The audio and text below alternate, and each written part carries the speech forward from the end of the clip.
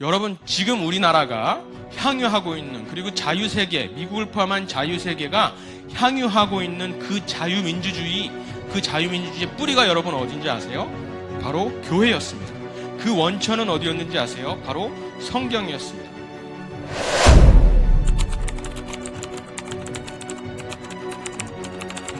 고려대학교에서 현재 북한학 박사 과정을 밟고 있는, 그리고 또 현재 트루스 포럼의 대표직을 맡고 계신 분이시죠. 조평세님 모시고 이야기 나눠보도록 하겠습니다. 지난 12월 30일 광화문에서 명연설을 하신 것으로 제가 알고 있습니다. 1960년대 미국에서도 지금 한국에서와 같은 그런 유사한 상황이 벌어졌다고 하던데요. 네, 물론 상황과 어떤 그 맥락은 많이 다릅니다. 네. 하지만 이제 저희가 미국 보수로부터 배워야 할 점은 미국이 패배를 그 60년과 64년에 엄청난 패배를 보수 진영이 겪었는데 그 네. 패배를 미국 보수가 어떻게 받아들였냐, 여기에서 이제 우리 보수 진영이 배워야 할 점이 많다고 생각합니다. 보수주의는 사실 자유의 적과의 끊임없는 싸움입니다.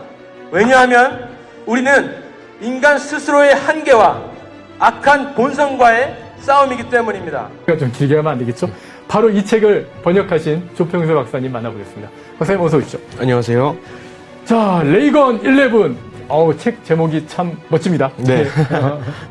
예. 원제는 사실 예. 그 레이건 보수주의의 11가지 원칙입니다. 예, 근데 이 11가지를 이 저자 스스로 레이건 11이라고 이름을 붙였어요. 예. 그래서 제목을 레이건 11이라고 달았습니다. 예. 무엇보다 이승만 대통령이 그런 어떤 기독교적인 가치관, 특히 미국을 모델로 삼아서 기독교적인 가치관에 입각해서 나라를 세운 것이 분명하기 때문에 미국의 어떤 그런 기독교의 영향력, 그런 것들을 저희들이 충분히 배우고.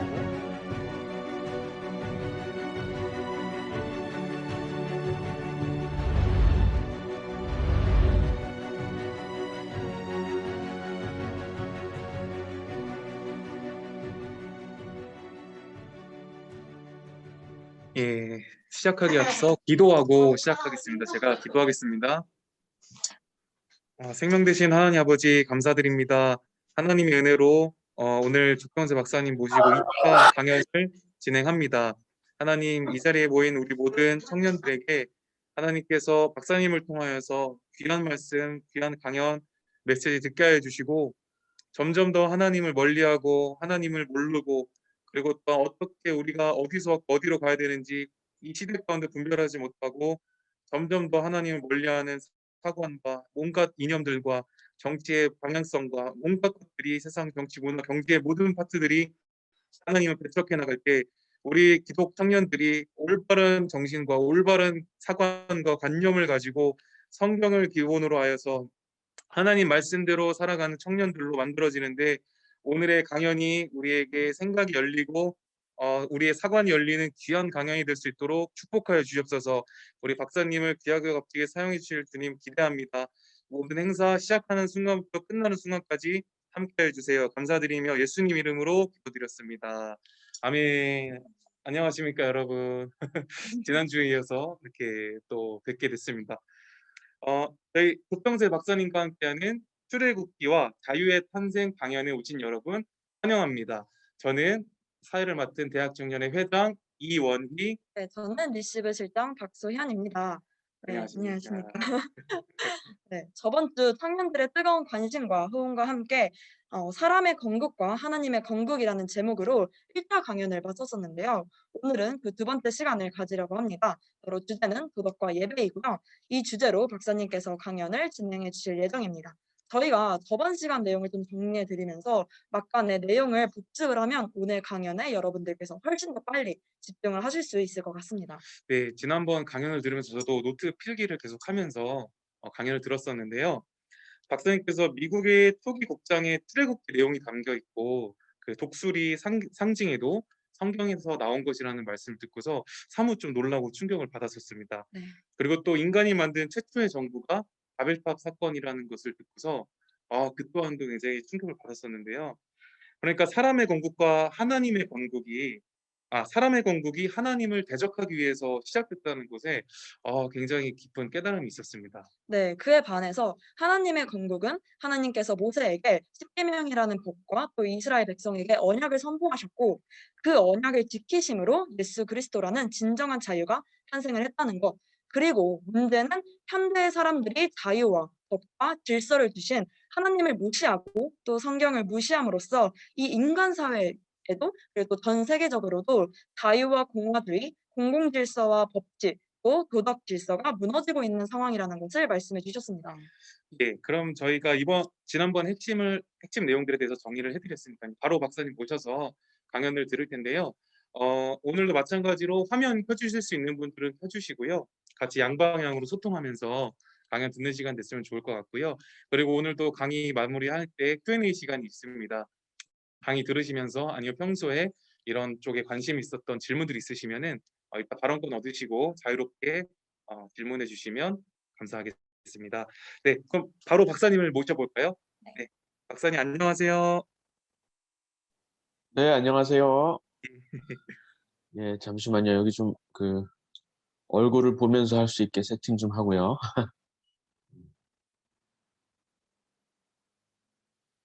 예, 반갑습니다. 오늘은 자유의 탄생 2강 도덕과 예배를 주제로 이야기를 할 텐데요.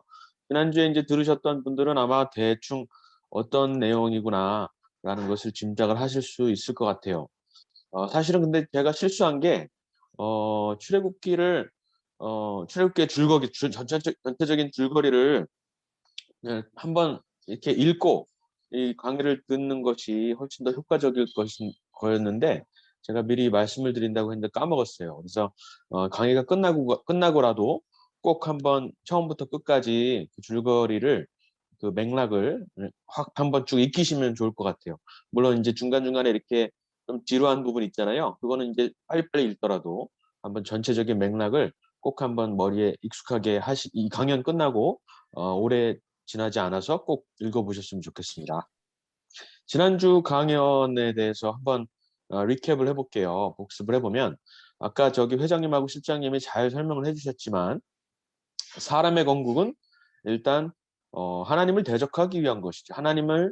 창조주 하나님을 대체하기 위한 것이고 하나님 대신에 인간의 어떤 위엄을 거기다 올려놓고 그것을 숭배하기 위한 것이고요.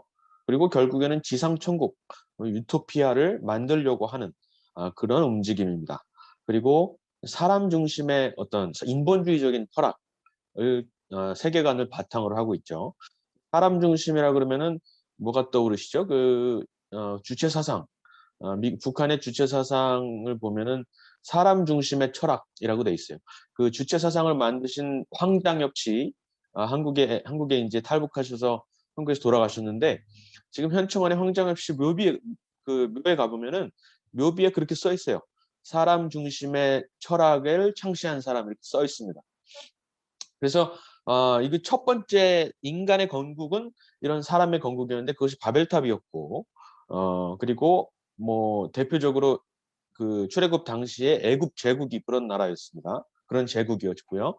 그 다음에 이제 그 근대 들어서는 근대 문명의 뭐 사실 시작이라고 할 수도 있는 프랑스 혁명, 1789년부터 시작된 프랑스 혁명이 사실은 사람의 건국이었습니다.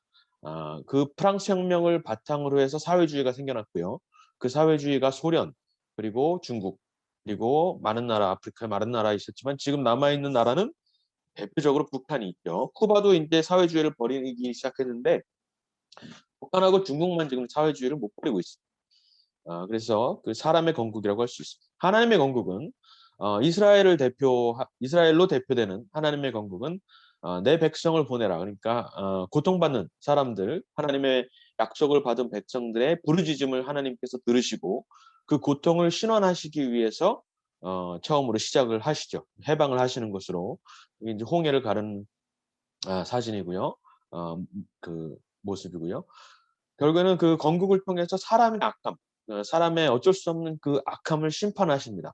그리고 사람의 우상들을 파괴하시죠. 바벨탑을 비롯한 여러 가지 우상을 파괴하시고 그리고 억누린 자를 해방하는데 또 목적이 있습니다.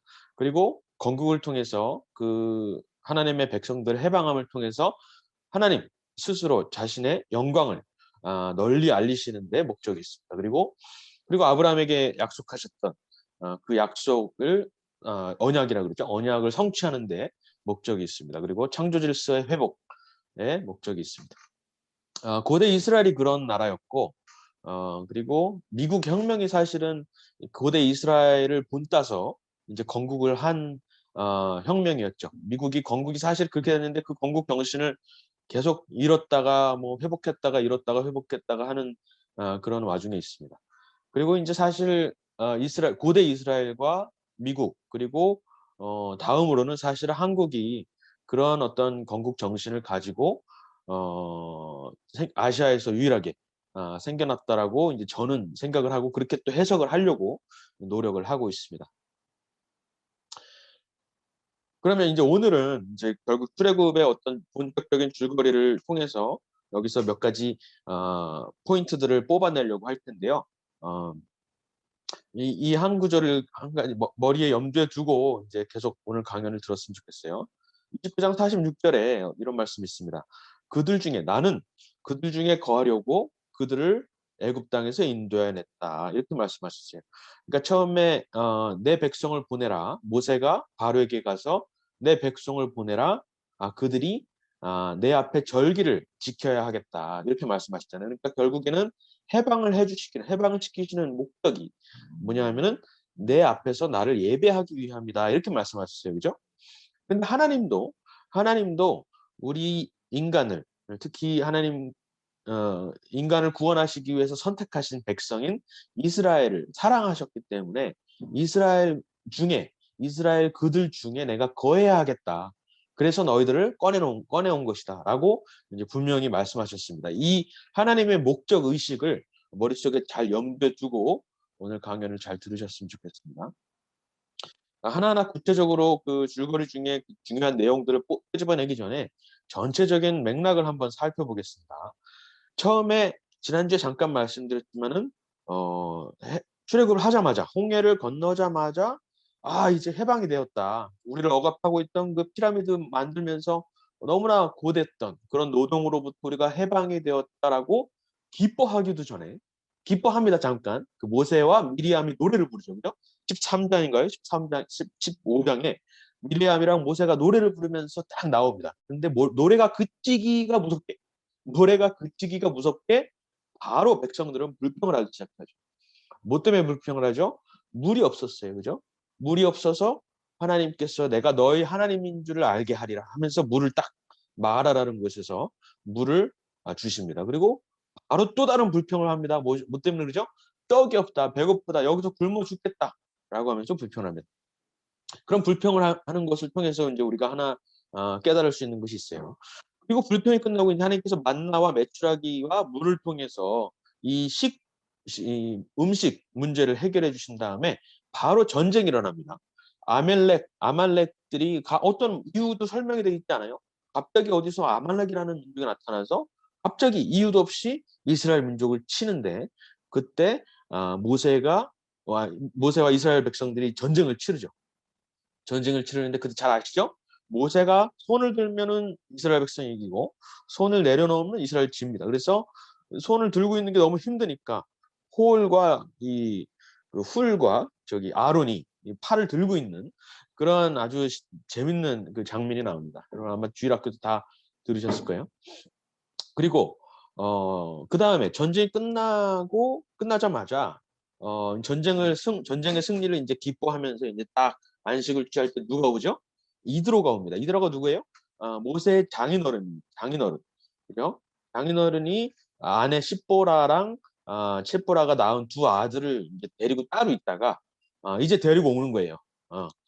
데리고 와서 이 이드로는 이방 제사장이에요. 이방 제사장인데 와서 이스라엘의 하나님 여호와를 찬양하죠. 그죠?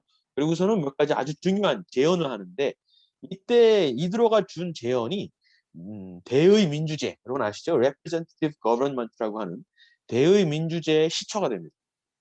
좀 이따가 또 얘기할게요. 그 다음에 이드로가 떠나자마자 바로 하나님께서 시내산으로 이끄셔서 시내산에서 하나님의 율례와 법도를 주십니다.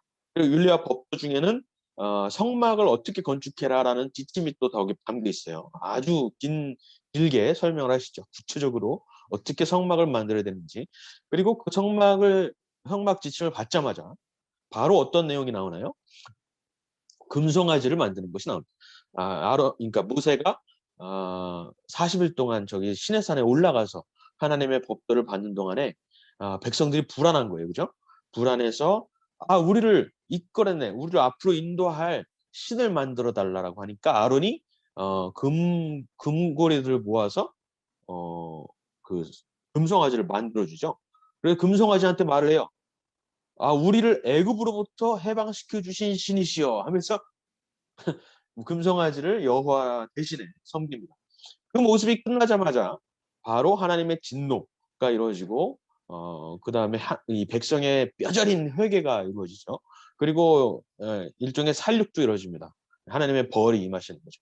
그 다음에 이제 성막을 건축하고 마지막에 어떻게 끝나죠? 40장인가요? 50장. 마지막에 하나님의 구름 기둥과 불 기둥이 이들과 계속 동행하시더라. 그죠? 불 기둥이 뜨면은 이들이 다시 움직일 채비를 해서 나가고, 불 기둥이 앉으면은 그 자리에 다 정착을 하는 겁니다. 불 기둥을 따라가는 하나님의 임재를 철저하게 따라가는 그런 모습으로 출애굽이 마무리가 되죠. 이 줄거리를 염두에 잘 두시고요. 출애굽기 성경 있으시면 성경을 꺼내놓고 같이 이제 한 16장부터 읽으시면 좋을 것 같아요. 그때 그 16장부터 펴놓고 보시면 좋겠습니다. 아까 말씀드렸다시피 자유를 얻었지만 그 자유를 어떻게 써야 할지를 몰랐어요. 자유를 얻어서 좋긴 좋아요. 나를 억누르고 있는 어떤 외부의 억압이 없기 때문에, 그죠? 노예제가 풀어졌기 때문에 일단은 기쁩니다. 기쁜데 어쩔 줄을 몰라요. 이 자유를 가지고 어쩔 줄을 모르는 인간의 모습이 사실은 그 타락한 모습의 본연의 모습입니다. 그러면서 원망을 시작하는 거죠. 당장 먹을 것을 달라. 차라리 노예로 있었을 때가 더 나을 뻔했다. 애굽 사람을 섬기는 것이 광야에 죽는 것보다 낫겠다. 이런 말까지 합니다. 그죠? 그러니까 자유보다 안위, 그죠? 생명의 안위를 더 추구하는 것을 볼 수가 있습니다. 애굽 땅에서 고기 까마 곁에 앉아있던 때가 나았다. 그때는 떡이라도 많이 먹었지라고 하면서 불평을 합니다. 그러니까 미국의 혁명이 어떤 것이죠? 미국의 혁명의 구호 여러분 잘 아시나요? Give me liberty or give me death 이었어요. 그죠? 나에게 자유를 달라 아니면 죽음을 달라. 이것이 패트릭 헨리가 유명한 말을 했죠. 패트릭 헨리가. 그리고 벤자민 프랭클린이 이런 말을 했어요. 일시적인 안위를 위해서, 일시적인 안전을 위해 근본적인 자유를 포기하는 자는 둘 다 안전이나 자유나 보장받을 자격이 없다. 이런 말을 했습니다. 그런 어떤 정신을 가지고 미국이 건국을 한 거예요. 그죠? 그러니까 외적인 자유뿐만 아니라 내적인 자유, 외적인 자유뿐만 아니라 내적인 자유. 이따가 좀 더 설명을 드릴게요. 그리고 능동적 자유, 그죠? 수동적인 자유뿐만 아니라 능동적인 자유도 알았던 겁니다. 자유가 왜 중요한지, 그리고 자유가 안위만큼이나 혹은 생명만큼이나 중요하다는 것을 알았던 것이에요. 그죠?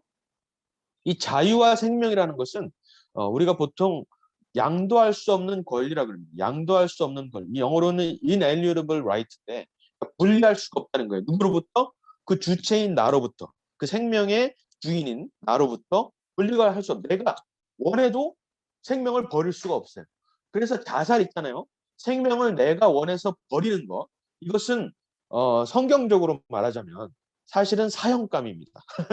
자살을 하게 되면, 그러니까 그런 나라가 실제로 있죠. 자살을 시도했다가 자살에 실패해요. 그러면 그것에 대한 처벌은 사형입니다. 그게 이제 사실은 성경적인 방법이에요. 왜냐하면은 생명이 자기 것이 아니기 때문에 그래요. 생명을 주신 분이 하나님이신데, 나보다 큰 하나님이신데, 그 하나님께서 주신 그 귀한 권리, 생명을 하찮게 버렸다는 것은 그것은 죽음으로 다스려야 된다고 하는 것입니다. 자유도 마찬가지입니다. 자유도 사람이 쟁취한 것이 아니라 하나님께서 광권적인 역사로 인해서 주어주신 것이기 때문에 이것을 활용을 해야지, 충분히 하나님의 뜻대로 활용을 해야지 그것을 다른 사람한테 양도를 한다거나, 양도를 한다는 건 뭐죠? 내가 스스로 다른 사람 밑에 노예가 된다거나 하면은 그것은 아무리 좋은 뜻이 있어도 그 하나님의 뜻에 어긋나는 거예요. 그것이 편할 수 있어도, 그것이 편안할 수 있어도 그것이 옳지는 않다는 것이죠. 그래서 자유를 항상 소중히 여기는 것이 굉장히 중요하다는 것이에요. 근데 자유가 어떤 것인지 모르는 게 문제죠. 그죠? 자유가 소중한 거는 알겠는데 자유가 뭔지, 자유를 정말 소중히 여길 만한 그런 어떻게 우리가 활용할 만한 그 방법을 모르는 게 문제입니다. 근데 그것을 이제 출애굽 40년을 통해서 하나님께서 가르쳐 주시는 거예요.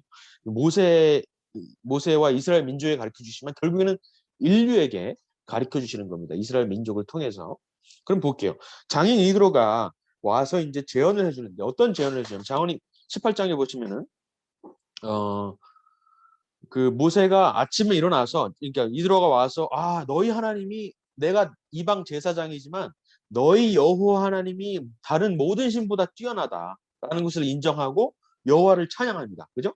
그 다음에 모세가 하는 것을 본 거예요. 이드로가 뭐래 아침에 일어나자마자 모세가 아침에 딱 앉아요. 그러면은 아침부터 저녁까지 사람들이 줄을 딱 쳐가지고 어마어마하게 남자만 70만 명이라고 그랬으니까 보통 한 300만 명? 몇백만 명이 있었겠죠. 아침부터 저녁까지 사람들이 줄을 서고 모세의 판결을 기다리는 거예요. 모세에게 누구와 싸웠어요. 이거 무슨 분쟁이 일어났어요. 이 일을 어떻게 처리해야 될지 모르겠어요. 하고서 한 사람 한 사람이 다 모세 앞에 와가지고 이거를 상소를 하는 거예요. 그럼 모세가 이것은 어떻게 판단을 해서 그때 하나님의 음성을 들어서 판단을 해주는 겁니다. 그러니까 이드로가 이것을 보고서 너 이렇게 하다가는 감당을 못한다. 이거 40년 동안 이렇게 하다가는 너가 쓰러질 수밖에 없다. 이것은 제대로 된 통치 방법이 아니다라고 말을 합니다. 그래서 뭐라고 하냐면 내 말을 들어라. 내가 그대에게 방침을 가르치리니 하나님이 그대와 함께 하시리로다. 이렇게 말씀하시면서 뭐라 그러냐면 그들에게 백성들에게 율례와 법도를 가르쳐서 마땅히 갈 길과 할 일을 그들에게 보여라. 이렇게 말씀하죠. 그러면서 뭐라 그러냐면 제덕이 겸전한 자. 이 제덕이 겸전한 자 좀 어렵죠. 근데 개역 한글 옛날 그 버전인데 요즘 말로는 좀 쉽게 번역이 됐더라고요. 근데 저는 개역 한글이 좋아서 제덕이 겸전한 자라는 표현이 참 멋있어가지고 좋아하는데 제덕이 뭐냐면은 이제 재능과 덕성을 겸전, 그러니까 같이 두루 갖추고 있는 사람을 뜻하는 거예요. 제덕이 겸전한 자, 곧 제덕이 겸전한다는 것은 무엇을 말하냐면 곧 하나님을 두려워하고 첫 번째 하나님을 두려워하고 진실무망하고 그리고 불의한 것을 불의를 못 보는 불의를 미워하는 자를 이 세 가지 조건이 하나님을 두려워하고 진실무명하고 불의한 것을 못 보는 미워하는 자를 빼서 그들로 천부장과 백부장과 오십부장과 십부장을 삼아서 그들로 재판하게 하라 이렇게 합니다.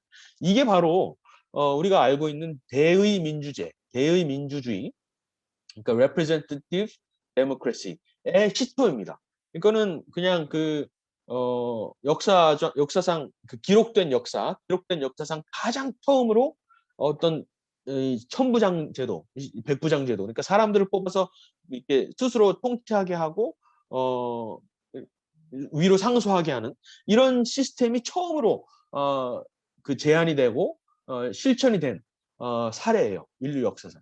그렇기 때문에 많은 학자들이 기독교인이 아니더라도 의뢰인이 아니더라도 많은 학자들이 역사를 아는 사람들이라면 대의민주주의의 최초 그 원형은 출애굽기 잘못 썼습니다. 출애굽기 18장에 있다라고 다들 인정을 하는 편입니다. 이것은 나중에 신명기 1장에도 나옵니다. 나중에 한번 읽어보세요.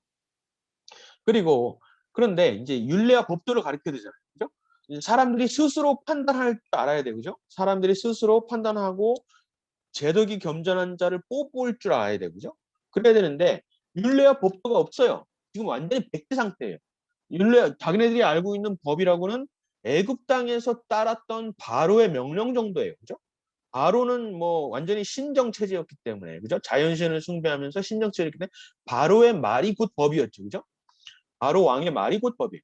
그러니까 그거 말고는 율례와 법도라는 개념이 없는 거예요. 완전히 백지 상태. 그러니까 율례와 법도를 가르쳐야 되겠죠. 그래서 바로 다음 장에 나오는 것이 출애굽기 19장에 시내산이 나오는 겁니다. 시내산. 이 시내산에서 인류에게 주어지는 이 율례와 법도라는 것은 십계명 우리가 알고 있죠. 십계명과 여러 가지 법들이 있어요.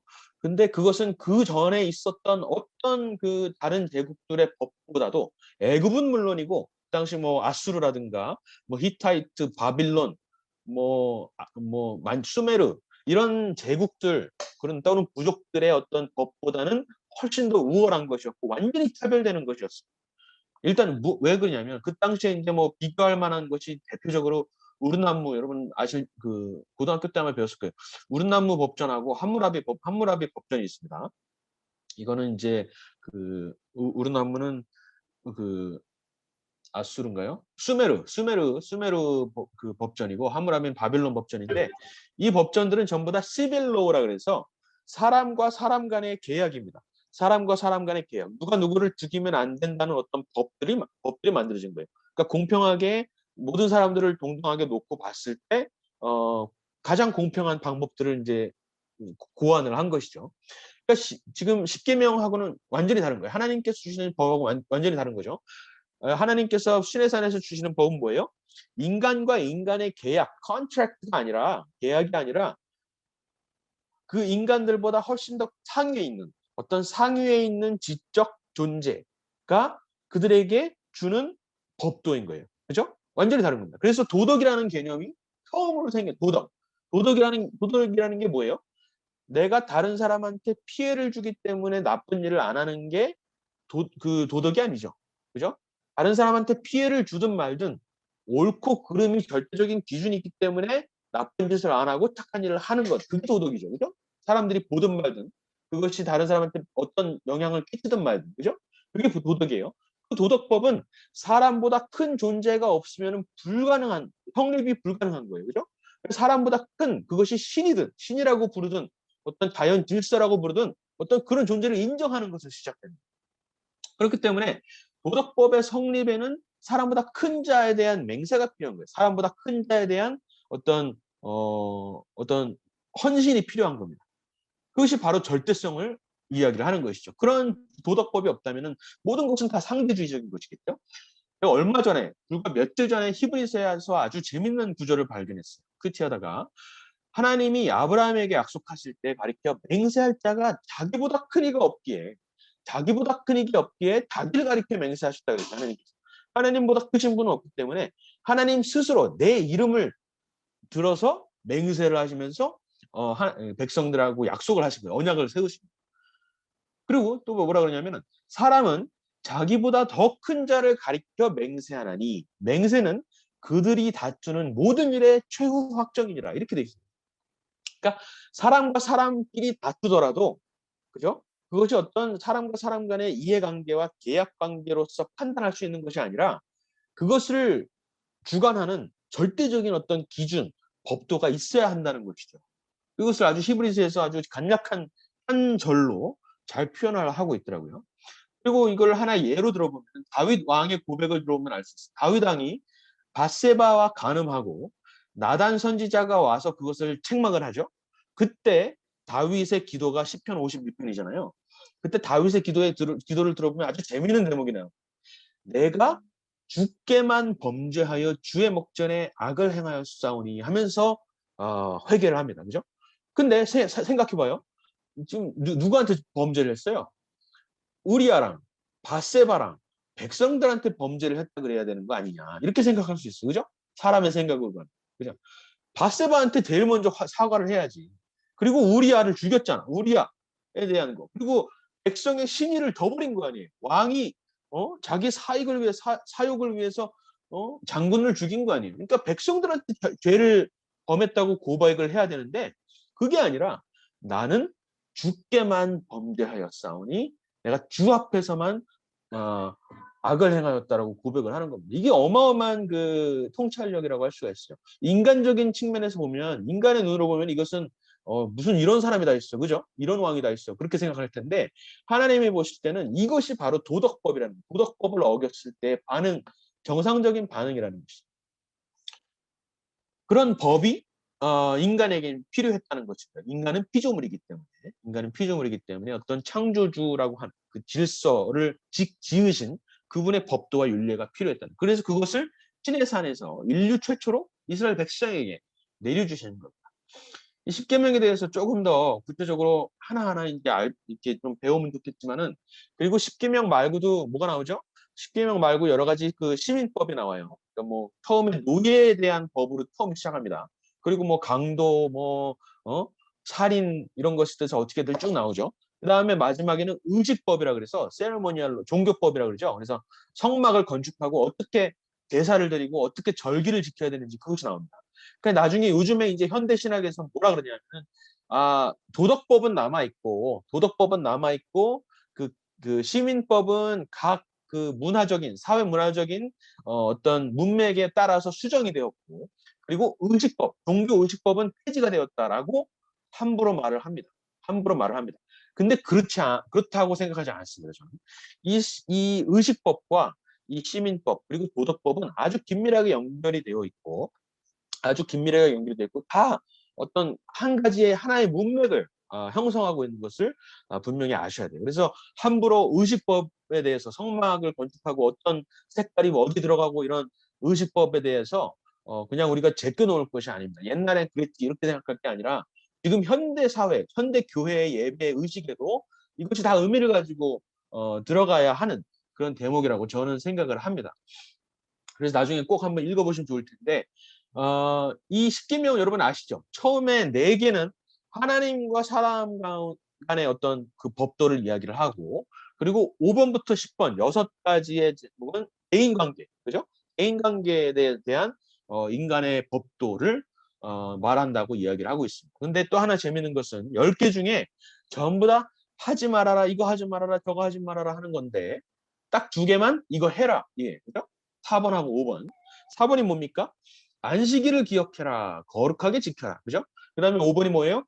내 부모를 공경해라. 이겁니다. 이 두 가지 하라라는 명령이 사실은 굉장히 이 인류 사회에 있어서 절대적인 기준적인 역할을 합니다.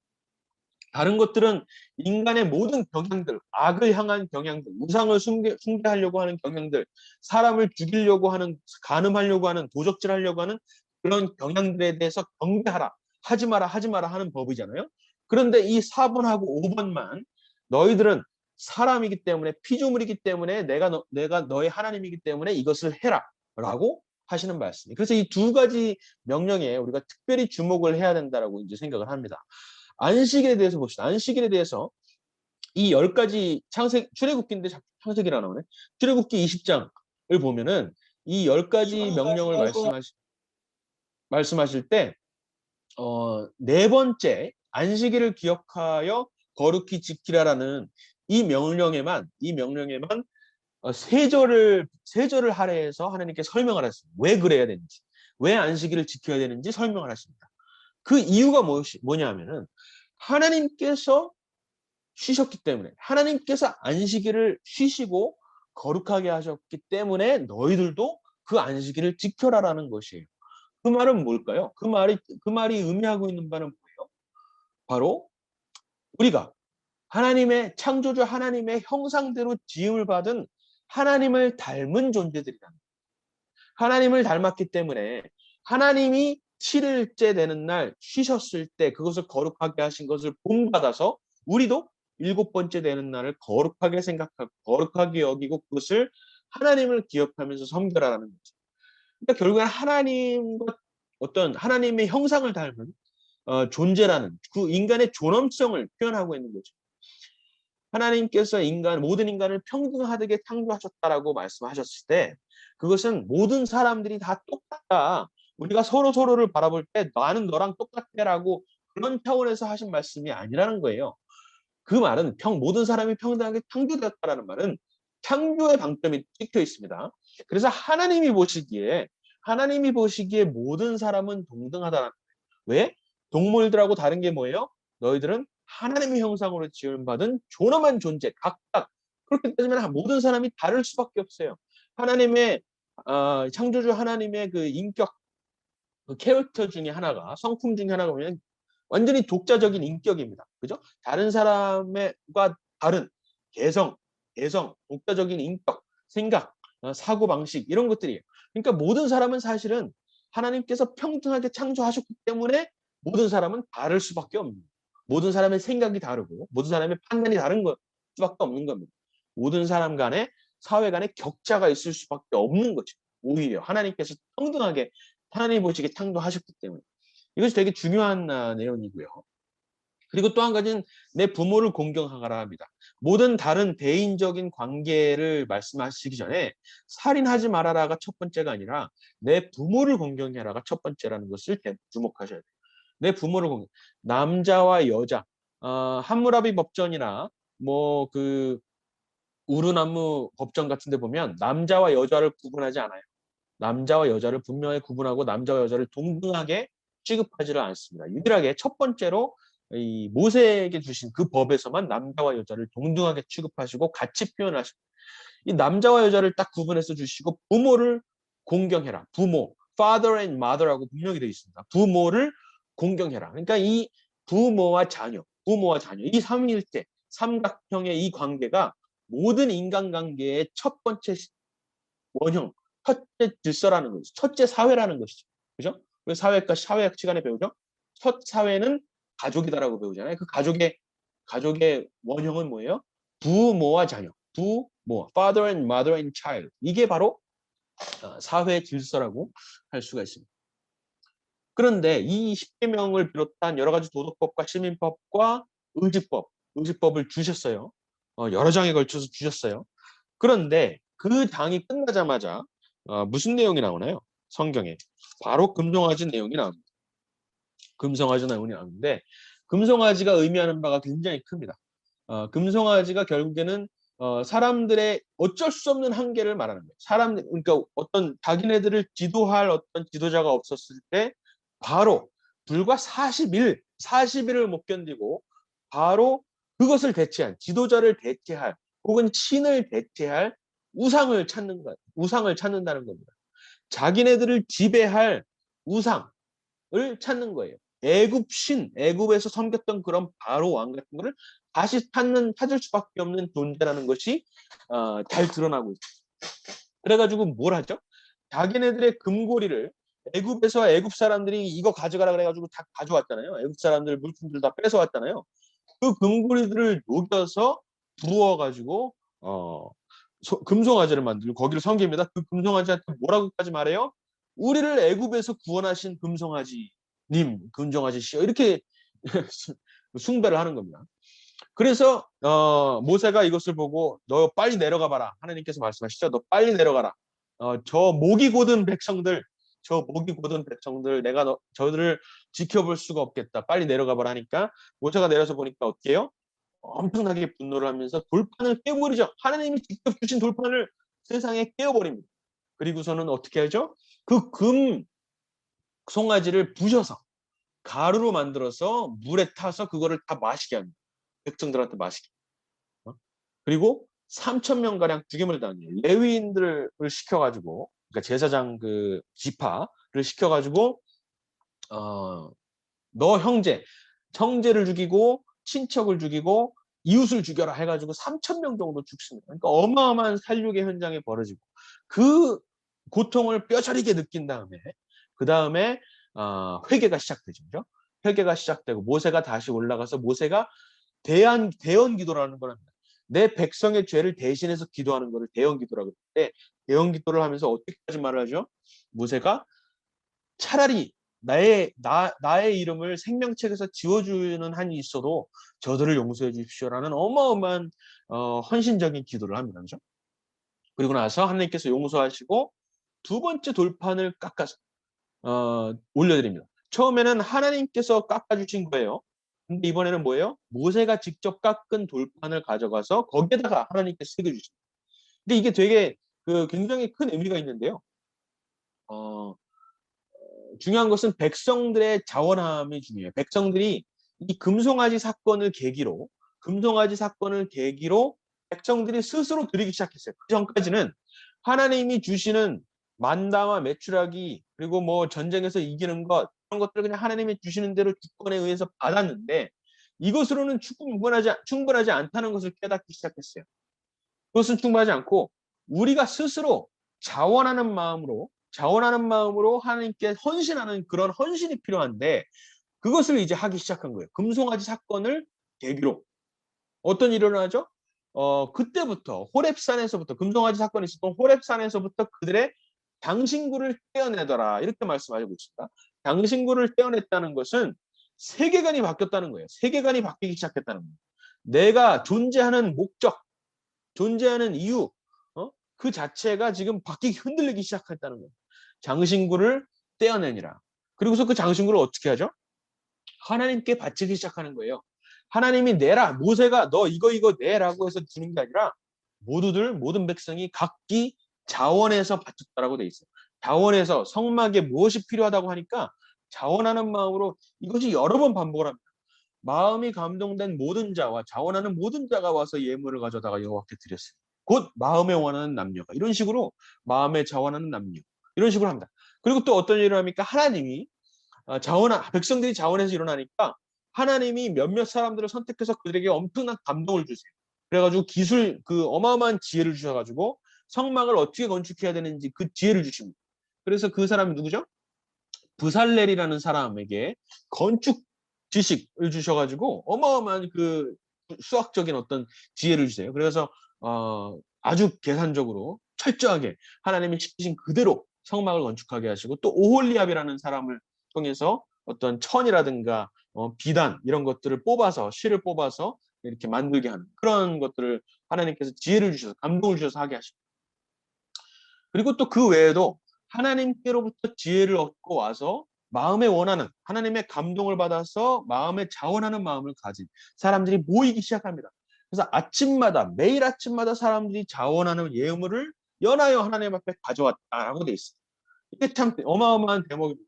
그러니까 하나님께서 계속 그러니까 금송아지라는 그 인간의 죄악과 어떤 실패, 넘어짐, 실족함이 없었다면은 이러한 절실한 회개에서 비롯된 절실한 인간의 그 자원함이 없었겠죠, 그죠? 그러니까 결국에는 하나님께서 계획하신 거예요. 금송아지 사건 이후에 하나님께서 내가 너희들하고 절대 안 간다, 너희들 스스로 가라라고 막 말씀하시잖아요. 근데 그것을 이제 막 어떤 그분들은 하나님이 뭐 삐지셔가지고 그것을 모세가 겨우겨우 구슬려가지고 돌이켰다라고 이제 함부로 해석을 하는데 하나님이 그렇게 째째한 그런 차원이 아니죠. 하나님께서 계획하신 안에 하나님의 섭리 안에 있었다는 겁니다.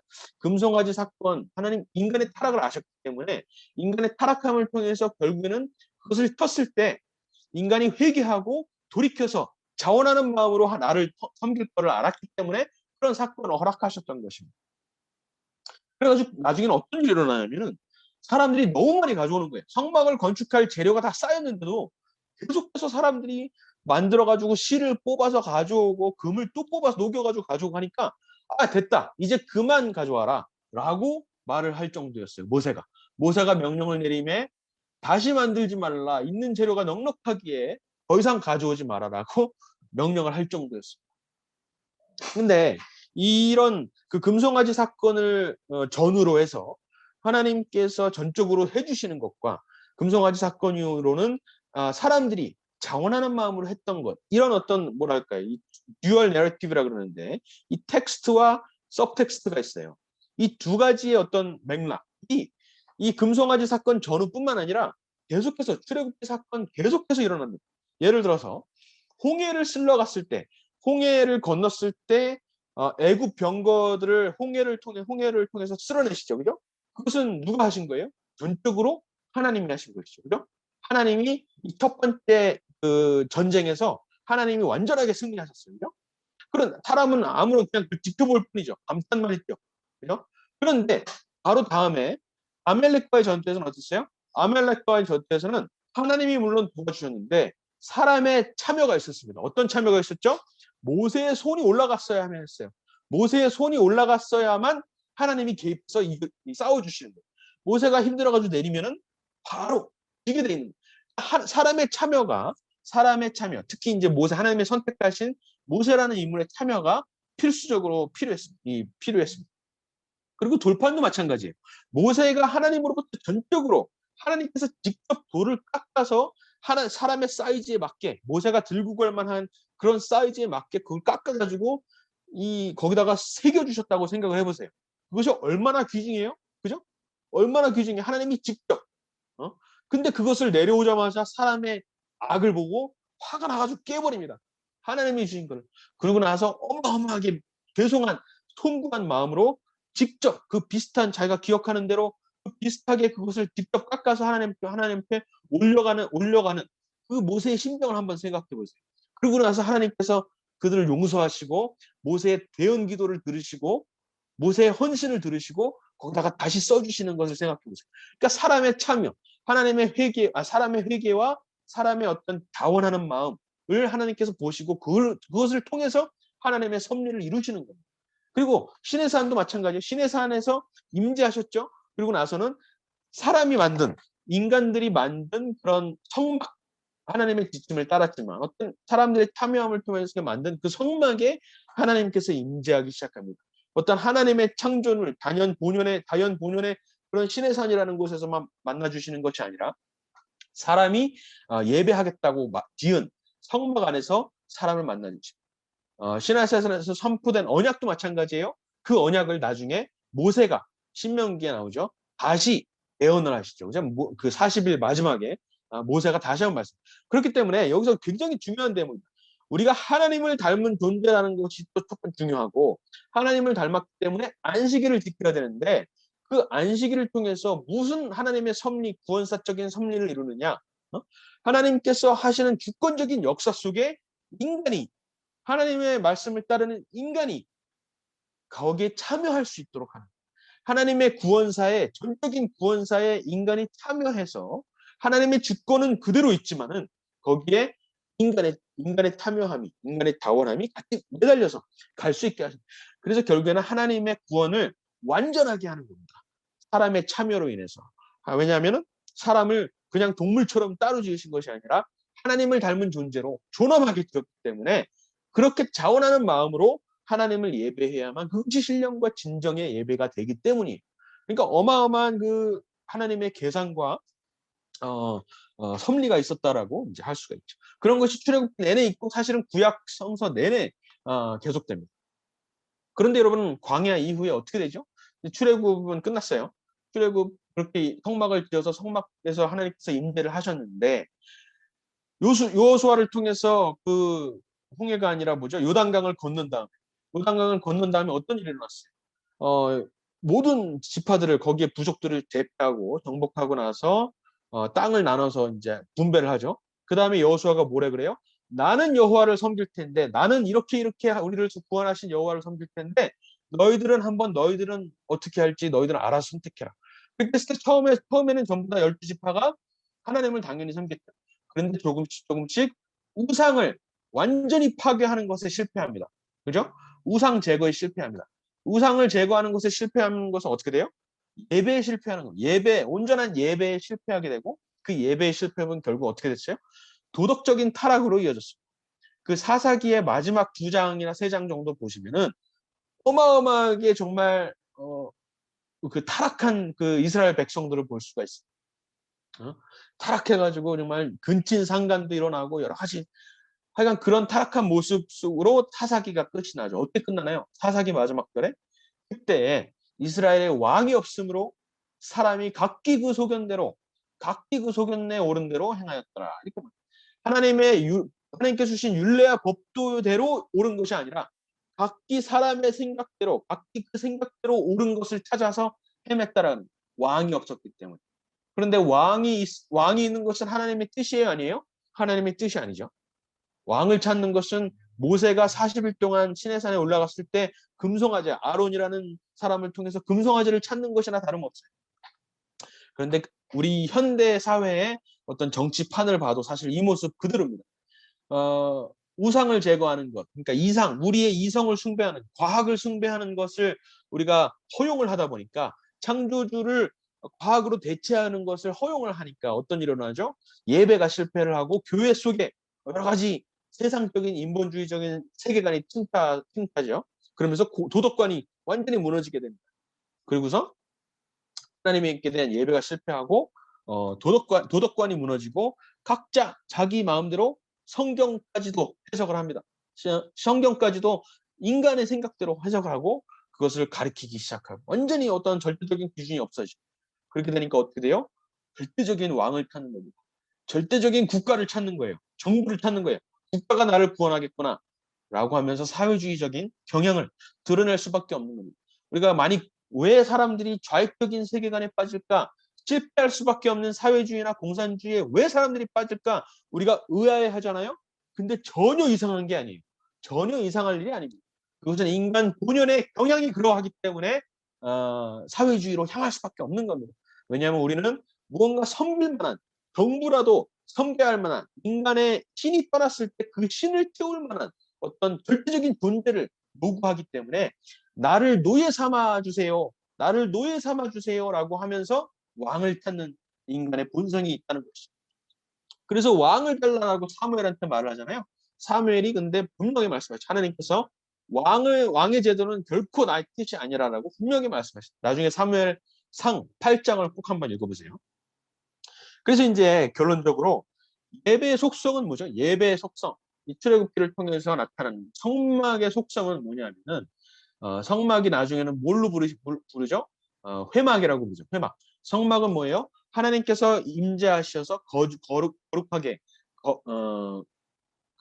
거하시는 곳이죠. 그죠? 근데 회막은 뭐예요? 그 성막에 임재하신 하나님을 만나는 만남의 장이죠. 회막. 그래서 회막이라는 거죠. 회막이죠.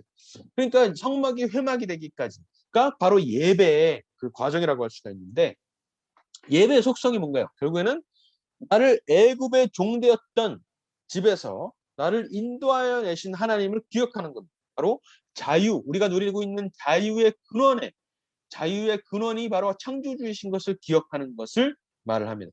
그리고 창조주를 닮은 안식일을 지키라고 하시잖아요. 창조주를 닮은 나의 모습, 인간 본연의 모습, 비록 죄로 타락을 했지만 본연의 모습, 창조 질서대로의 모습이라고 하면 하나님의 형상을 닮았다라는 거예요. 그래서 하나님의 형상을 닮으려고 노력해야 하는 그 인간의 존재를 기억해야 된다는 것이죠.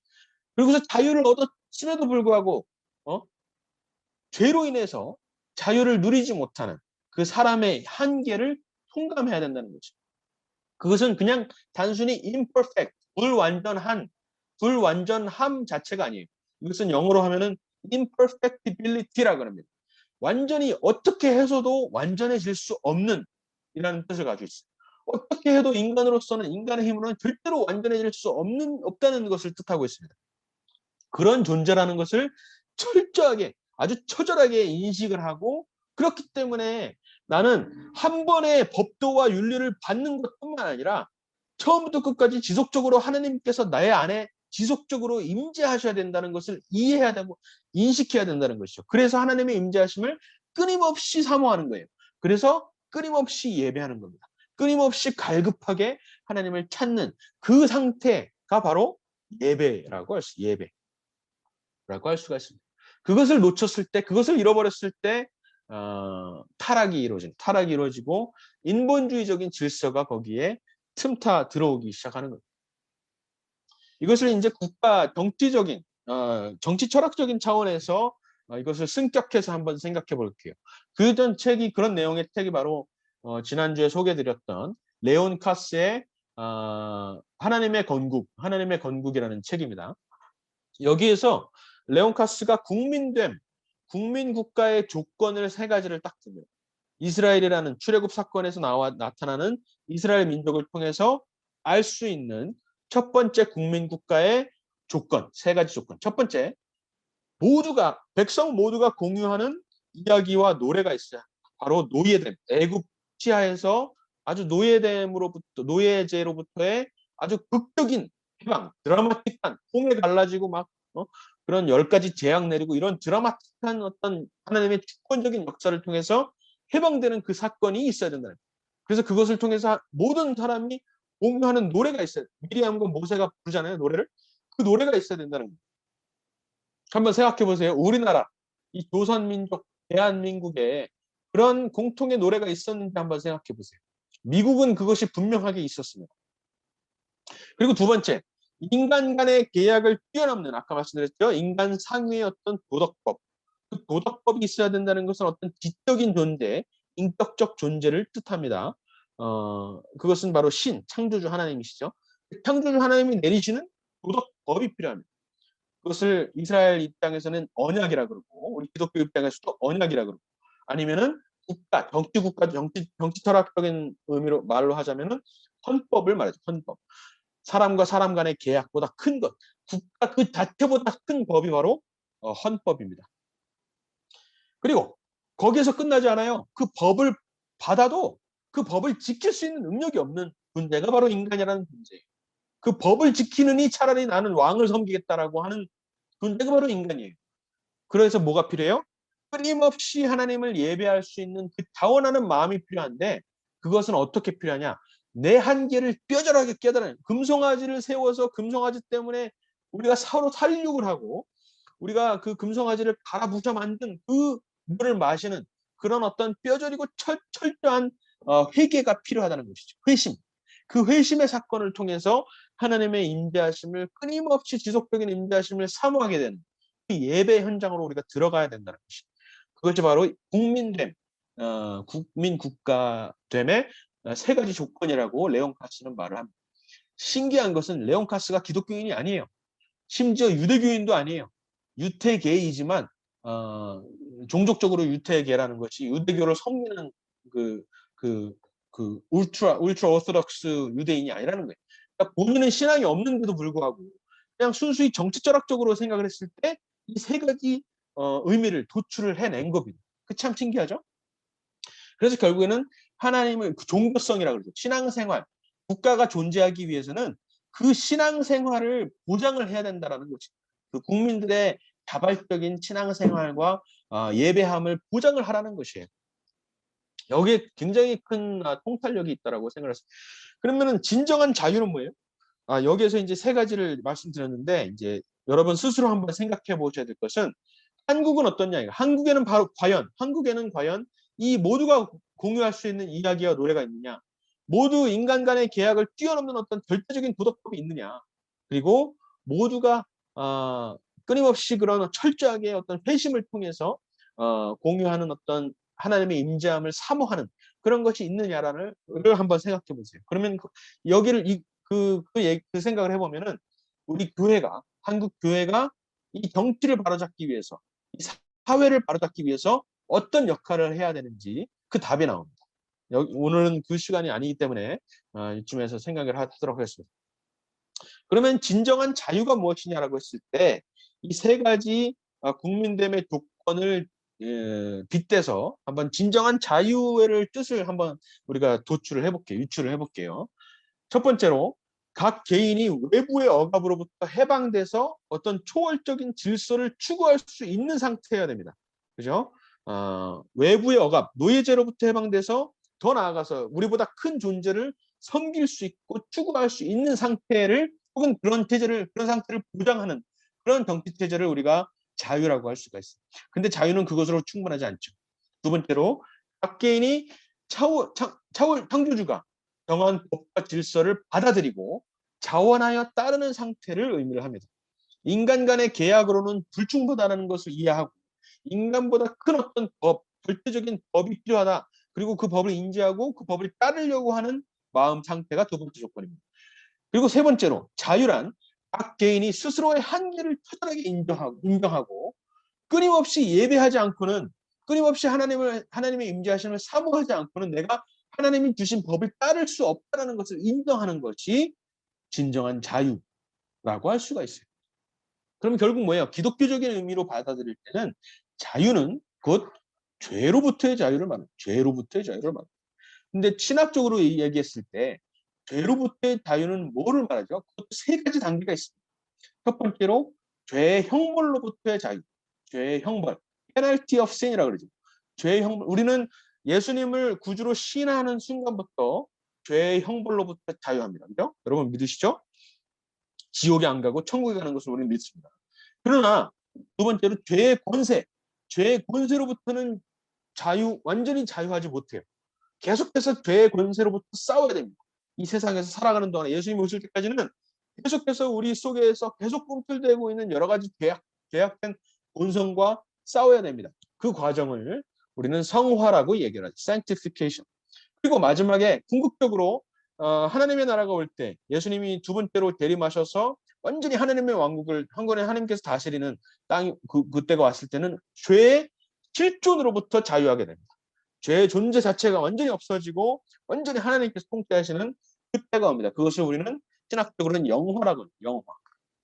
영화가 완전히 이루어졌을 때 비로소 우리는 진정한 인간으로서의 하나님의 창조된 피조물로서의 자유를 우리는 만끽할 수 있다라는 것이죠. 그래서 이 땅에서의 진정한 자유는 우리를 죄에서 구속하신 하나님을 기억하고 섬기며 그 임재를 체험하는 것, 임재를 지속적으로 사모하고 체험하는 것을 자유라고 할 수가 있습니다. A.W. 토저 아시죠? 토저 유명한 그 설교자시죠? 이분 이런 말씀. 기독교 자유란, 기독교가 말하는 자유란 죄로부터의 자유를 말한다. freedom to sin, 죄를 지을 수 있는 자유가 아니라 죄로부터의 자유를 말을 한다라고 말을 하고 있습니다. 아까 첫 번째 시간에 말씀드렸지만 수동적인 자유와 능동적인 자유를 말을 했죠. 수동적인 자유라면 외부의 억압으로부터의 자유를 말해요. 노예제로부터의 자유를 말해요. 내가 하고 싶은 것을 못하게 하는 그런 억압으로부터, 그런 사슬로부터의 자유를 말합니다. 그런데 그것만으로는 부족해요. 그것만으로는 자유가 뭔지를 알지도 못할 뿐더러 제대로 된 정말 진정한 자유를 찾아갈 그 발바를 알지를 못합니다. 그래서 결국에는 능동적 자유가 필요한데 그것은 우리를 지으신 창조주로부터만 얻을 수 있는 율례와 법도를 말을 합니다. 그것을 지킬 때, 그것을 지키는 것, 그리고 그것은 가지고 우리가 안다고 해서 우리가 지키시는 것이 아니라 우리의 철저한 한계를 깨닫고 하나님의 임재하심을 추구했을 때 비로소 가능하다고 할 수가 있습니다. 여러분 한번 생각해 보세요. 내가 죄를 짓지 않고 있는 때가 언젠지를 한번 생각해 보세요. 제가 한창 사춘기 때 이 고민을 진지하게 했던 적이 있어요. 내가 도대체가 죄를 짓지 않는 때가 없는 거예요. 그러니까 나쁜 짓을 하는 때뿐만 아니라 생각으로 계속 죄를 짓고 있는 겁니다. 여러 가지 더러운 생각들, 나쁜 생각들, 분노의 생각들이 계속 나오니까 그 생각이 꼬리를 물고 계속 그런 생각들을 하니까 죄가 끊이지 않는 나의 모습을 발견을 했어요. 근데 언제 내가 죄를 안 짓던가 한번 생각해 보니까 하나님을 예배할 때는 죄를 안 져요. 하나님을 예배할 땐 죄를 안 짓는데 예배할 때도 그러니까 교회 가서 예배를 드리는 찬양을 드리는 그 순간에도 죄를 짓고 있더라고요. 찬양 가사에 집중을 못하고 또 죄를 짓고 있는 나를 발견했어요. 그러면 정말 교회 예배 중에도 정말 죄를 안 지을 때가 언젠가 생각을 해보니까 언제일까요? 회개할 때, 회개 기도를 드릴 때만큼은 나의 죄를 뼈저리게 인식하고 그것에 대해서 철저하게 회개를 하고 있는 거잖아요. 그 회개 드리는 순간만큼은 정말 죄가 틈탈 구멍이 없는 거예요. 거기서 깨달았어요. 정말 인간의 한계를 철저하게 깨닫고 정말 평생을 회개하는 마음으로, 회심하는 마음으로 살아가는 것이 바로 예배의 본질이구나. 라고 하는 것을 깨달았어요. 그것이 바로 진정한 자유라고 할 수가 있습니다. 정치적으로도 마찬가지예요. 레이건 대통령이 이런 말을 했습니다. 법과 자유는 분리할 수 없다. 왜냐하면은 법이 도덕적인 어떤 기준이 없다면은 혼돈과 방종만 있을 뿐이고 자유는 없다. 진정한 자유는 없다. 그리고 자유가 없다면 그것은 법은 독재죠. 폭정이죠. 불의와 억압만 애국이죠. 사회주의죠. 그럴 껍데기일 수밖에 없다는 거예요. 자유가. 이런 말도 하십니다. 인간의 자유는 종교, 그러니까 즉 신앙생활이 활발해서 하나님의 법치가 사람으로부터 하나님의 법치가 인정될 때, 사람이 스스로 하나님의 법치를 인정할 때 비로소 자유가 성공할 수 있다라고 이렇게 말을 했습니다. 그래서 결국 결론적으로 말씀드리면 진정한 자유란 예수님이 다시 오실 때 진정한 자유가 이루어지지만 예수님이 다시 오시기 전까지는 광야 생활을 했던 이스라엘 민족처럼 끊임없이 성막에서 하나님의 임재하심을 추구하고 회막에서 하나님을 만나려고 노력을 하는 그런 상태가 계속되어야 진정한 자유가 가능하다라고 하는 겁니다. 그래서 오늘의 제목 도덕과 예배인데요. 도덕이 가능하려면 예배가 필요하다. 이 말을 하고 싶은 거예요. 이 말. 진정한 자유는 도덕이 있을 때 자유가 비로소 가능한데 도덕은 예배가 있을 때 하나님을 인정하고 하나님 앞에 인간의 죄된 본성을 인정할 때 비로소 가능하다는 것을 말을 하고 있는 겁니다. 오늘 강연을 여기서 마치고 질문을 받도록 하겠습니다. 예, 감사합니다, 목사님. 제가 오늘은 지난주처럼 어린이집에 안 가도 돼요. 제 애기 엄마가 어린이집에 데려다 주기로 해서 시간이 있으니까 여러분이 괜찮으시다면 넉넉히 시간을 쓸 수 있습니다. 네, 지금부터 이제 강연을 들으시면서 또는 강연 외적인 부분에서도 박사님께 질문이 있으신 분들은 채팅방에 질문 남겨주시고 그리고 바로 말씀해 주셔도 되거든요. 발언권 넣으시고 말씀해 주시면 됩니다. 질문 있으신 분들은 바로 남겨주세요. 저번에 피드백을 받아보니까 질문을 하기가 민망하다고 해서 못하신 분들도 상당히 계셨었는데 자신 있게 좀 마이크를 켜시고 받아주시면 고맙겠습니다. 그리고 저희가 이제 질문 또 이제 대기하는 도중에 지난번에 또 추가 질문 들어온 게 있었죠, 저희. 그래서 그거 먼저 사전에 사장님한테 여쭤보면 좋을 것 같은데요. 혹시 이거 알죠? 네네. 네, 혹시 그러면 저희가 질문을 조금 기다리는 동안에 저희가 리시브에서 내부적으로 조금 그리고 대학 청년회 내에서 미리 사전에 질문을 받았던 거를 조금 질문 드리도록 하겠습니다. 네, 박사님께서 이야기해 주신 그 국민됨의 첫 번째 조건이 바로 민족 단위의 트라우마와 극적인 체험을 통해서 모두가 공유할 수밖에 없는 공통된 전례와 노래다.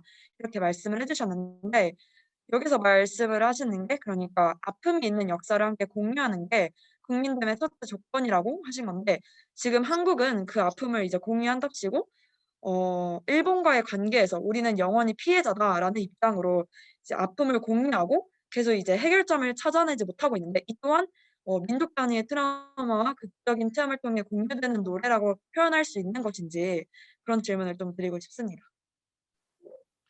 예, 사실은 다른 데서도 이 질문을 받았어요. 그러니까 우리나라가 공유하고 있는 아픔이 무엇이냐 했을 때 가장 먼저 떠오르는 게 일제시대라고 이제 우리는 그것이 각인이 되어 있죠. 아주 뿌리 깊게 각인이 되어 있는데 그것은 사실은 조작된 기억입니다. 조작된 기억. 일제시대가 몇십 년이 흘렀죠. 그동안에 일제가 분명히 우리 민족에게 엄청난 아픔을 안겼어요. 그렇지만 일제시대가 일제시대가 올 수밖에 없었던 이유는 바로 그 전에 대한제국이 있었기 때문에 헬조선이었기 때문에 일제가 아니었으면 청나라였을 것이고 청나라가 아니었으면 러시아였을 거예요. 그러니까 일제시대를 올 수밖에 없었던 그 당시에는 일제시대라도 일제시대가 왔을 때 차라리 이 헬조선보다는 나을 거라고 그 당시에 생각을 했을 거라는 것이죠. 그래서 우리가 지금은 반일 종족주의라 그러죠. 반일적인 그런 조작된 기억을 통해서 일본을 그냥 미워하는 그런 것에 지금 가득히 매몰되어 있는데 거기에서 좀 벗어나서 그 일본의 식민 지배를 초래할 수밖에 없었던 구한말의 상황을 우리가 정확하게 인식을 해야 됩니다. 그 구한말의 상황은 대한제국이 너무나 정말 망국의 어떤 그런 나라, 망할 수밖에 없었고 정말 나라를 갖다 바칠 수밖에 없었던 차라리 그게 나았다고 생각했을 정도의 그런 헬조선이었다라는 것이죠. 그것을 마침 요즘에 그 함재봉 교수님께서 이것을 잘 말씀해 주겠어요. 지난주에도 함재봉 교수님의 신의 한수라는 강연 두 편의 강연을 추천을 드렸는데 바로 그 신의 한수의 강연 두 편의 강의가 끝나자마자 바로 지난주에 헬조선에 대해서 아비규환이라고 찾아보세요. 유튜브에서 아비규환 함재봉 이렇게 치시면은 그 강연이 뜰 거예요. 그 강연에서 얼마나 헬조선이었는지 그 당시 상황이 어땠는지를 잘 가르쳐주고 있습니다. 그래서 사실 우리가 공유하고 있는 아픔은 일제시대가 아니라 헬조선이어야지 마땅합니다. 헬조선이 바로 애굽의 어떤 노예나 마찬가지였어요. 어? 그래서 그렇게 생각을 하고 그것을 우리가 찾아내야 돼요. 지금 애굽에서 노예 생활했던 것을 잊어버리는 것이나 마찬가지예요. 예를 들어서 애굽에 나와가지고 중간에 어떤 작은 어떤 어떤 아픔이 있었는데 그것을 우리가 모두가 공유하는 어떤 결례와 노래라고 우리가 착각하고 있는 것인데 그것이 아니라 진짜 애굽, 진짜 우리를 종살이하게 했던 그것은 바로 우리 스스로였다는 것이죠. 우리 민족 스스로의 어떤 한계와 그런 어떤 종살이였다는 것을 우리가 뼈저리 있게 깨달아야 된다는 것이 첫 번째 조건이라고 할 수가 있습니다. 네. 네, 저희 리시브에서도 이 관련해서 이제 일제 시대를 어떻게 바라봐야 될까 이런 이야기들을 되게 많이 나누기도 했는데 박사님께서 이렇게 답변을 해주셔서 너무 귀한 답이 됐던 것 같습니다. 그러면 오수민 자, 네, 우수민 청년의 질문 들어보도록 하겠습니다. 음소거 풀고 질문해 주세요. 네, 안녕하세요, 박사님. 저는 작년 미국 대선 때 기독 우파들은 약간 물론 나뉘기도 했지만 대부분이 트럼프 전 대통령을 지지를 했었는데 막상 우리나라 입장만을 생각한다면 아메리카 퍼스트를 외쳤던 트럼프 대통령보다는 북한 정책과 관련된 부분이나 아니면 동맹을 중시했던 면모를 보면 조 바이든이 이제 미국 대통령 되는 것이 더 우리나라의 유익이 되어 보이는 부분이 있었는데요. 이런 현실 정치와 관련돼서 저희가 지키려고 하는 가치와 자유의 가치 사이에 이 괴리 가운데 우리는 어떻게 이를 지혜롭게 분별하고 바라봐야 하는지가 궁금합니다. 네, 트럼프 문제가 아주 그 몇 달 전까지만 해도 아주 뜨거운 감자였죠. 그것 때문에 이제 저도 많이 욕 먹고 그랬는데 그 트럼프를 볼 때는 트럼프를 보수주의자라고만 생각해서는 안 돼요. 트럼프 뒤에 있었던 예를 들어서 펜스 부통령이라든가 여러 가지 기독교 세력이 있는데 그 사람들이 보수주의자였지 트럼프는 본인도 자기가 보수주의라고 한 적이 없고 트럼프를 지지하는 보수주의자들도 트럼프를 보수주의자라고 인정하진 않아요. 트럼프는 포퓰리스트였. 트럼프 보수주의자들이 지지를 했지만, 그러니까 트럼프 배후에는 보수주의자들뿐만 아니라 또 다른 세력이 있습니다. 얼트 라이트라고 할 수도 있고, 혹은 실제로 그 스티브 배넌이라는 사람을 생각하시면 되는데 실제로 백인 우월주의적인 요소를 가진 사람들이 있어요. 특히 동부에. 여러 가지 그 사람들도 나름대로 이유가 있겠지만 어쨌든 백인 우월적인 요소도 트럼프는 포퓰리스트로서 그것도 수용을 하고 자기네들의 어떤 지지 세력으로 끌어들인 겁니다. 그래서 거기에 사실은 처음에 초창기에 트럼프 행정부가 이 스티브 배넌파한테 휘둘렸어요. 이 펜스파한테 휘둘리기보다. 근데 조금씩 펜스파가 이 스티브 배넌파를 밀어내면서 기독교 복음주의적인 세력이 안착을 하게 된 것이죠. 그래서 그 두 가지 세력을 우리가 염두에 두고 트럼프를 생각을 해야 됩니다.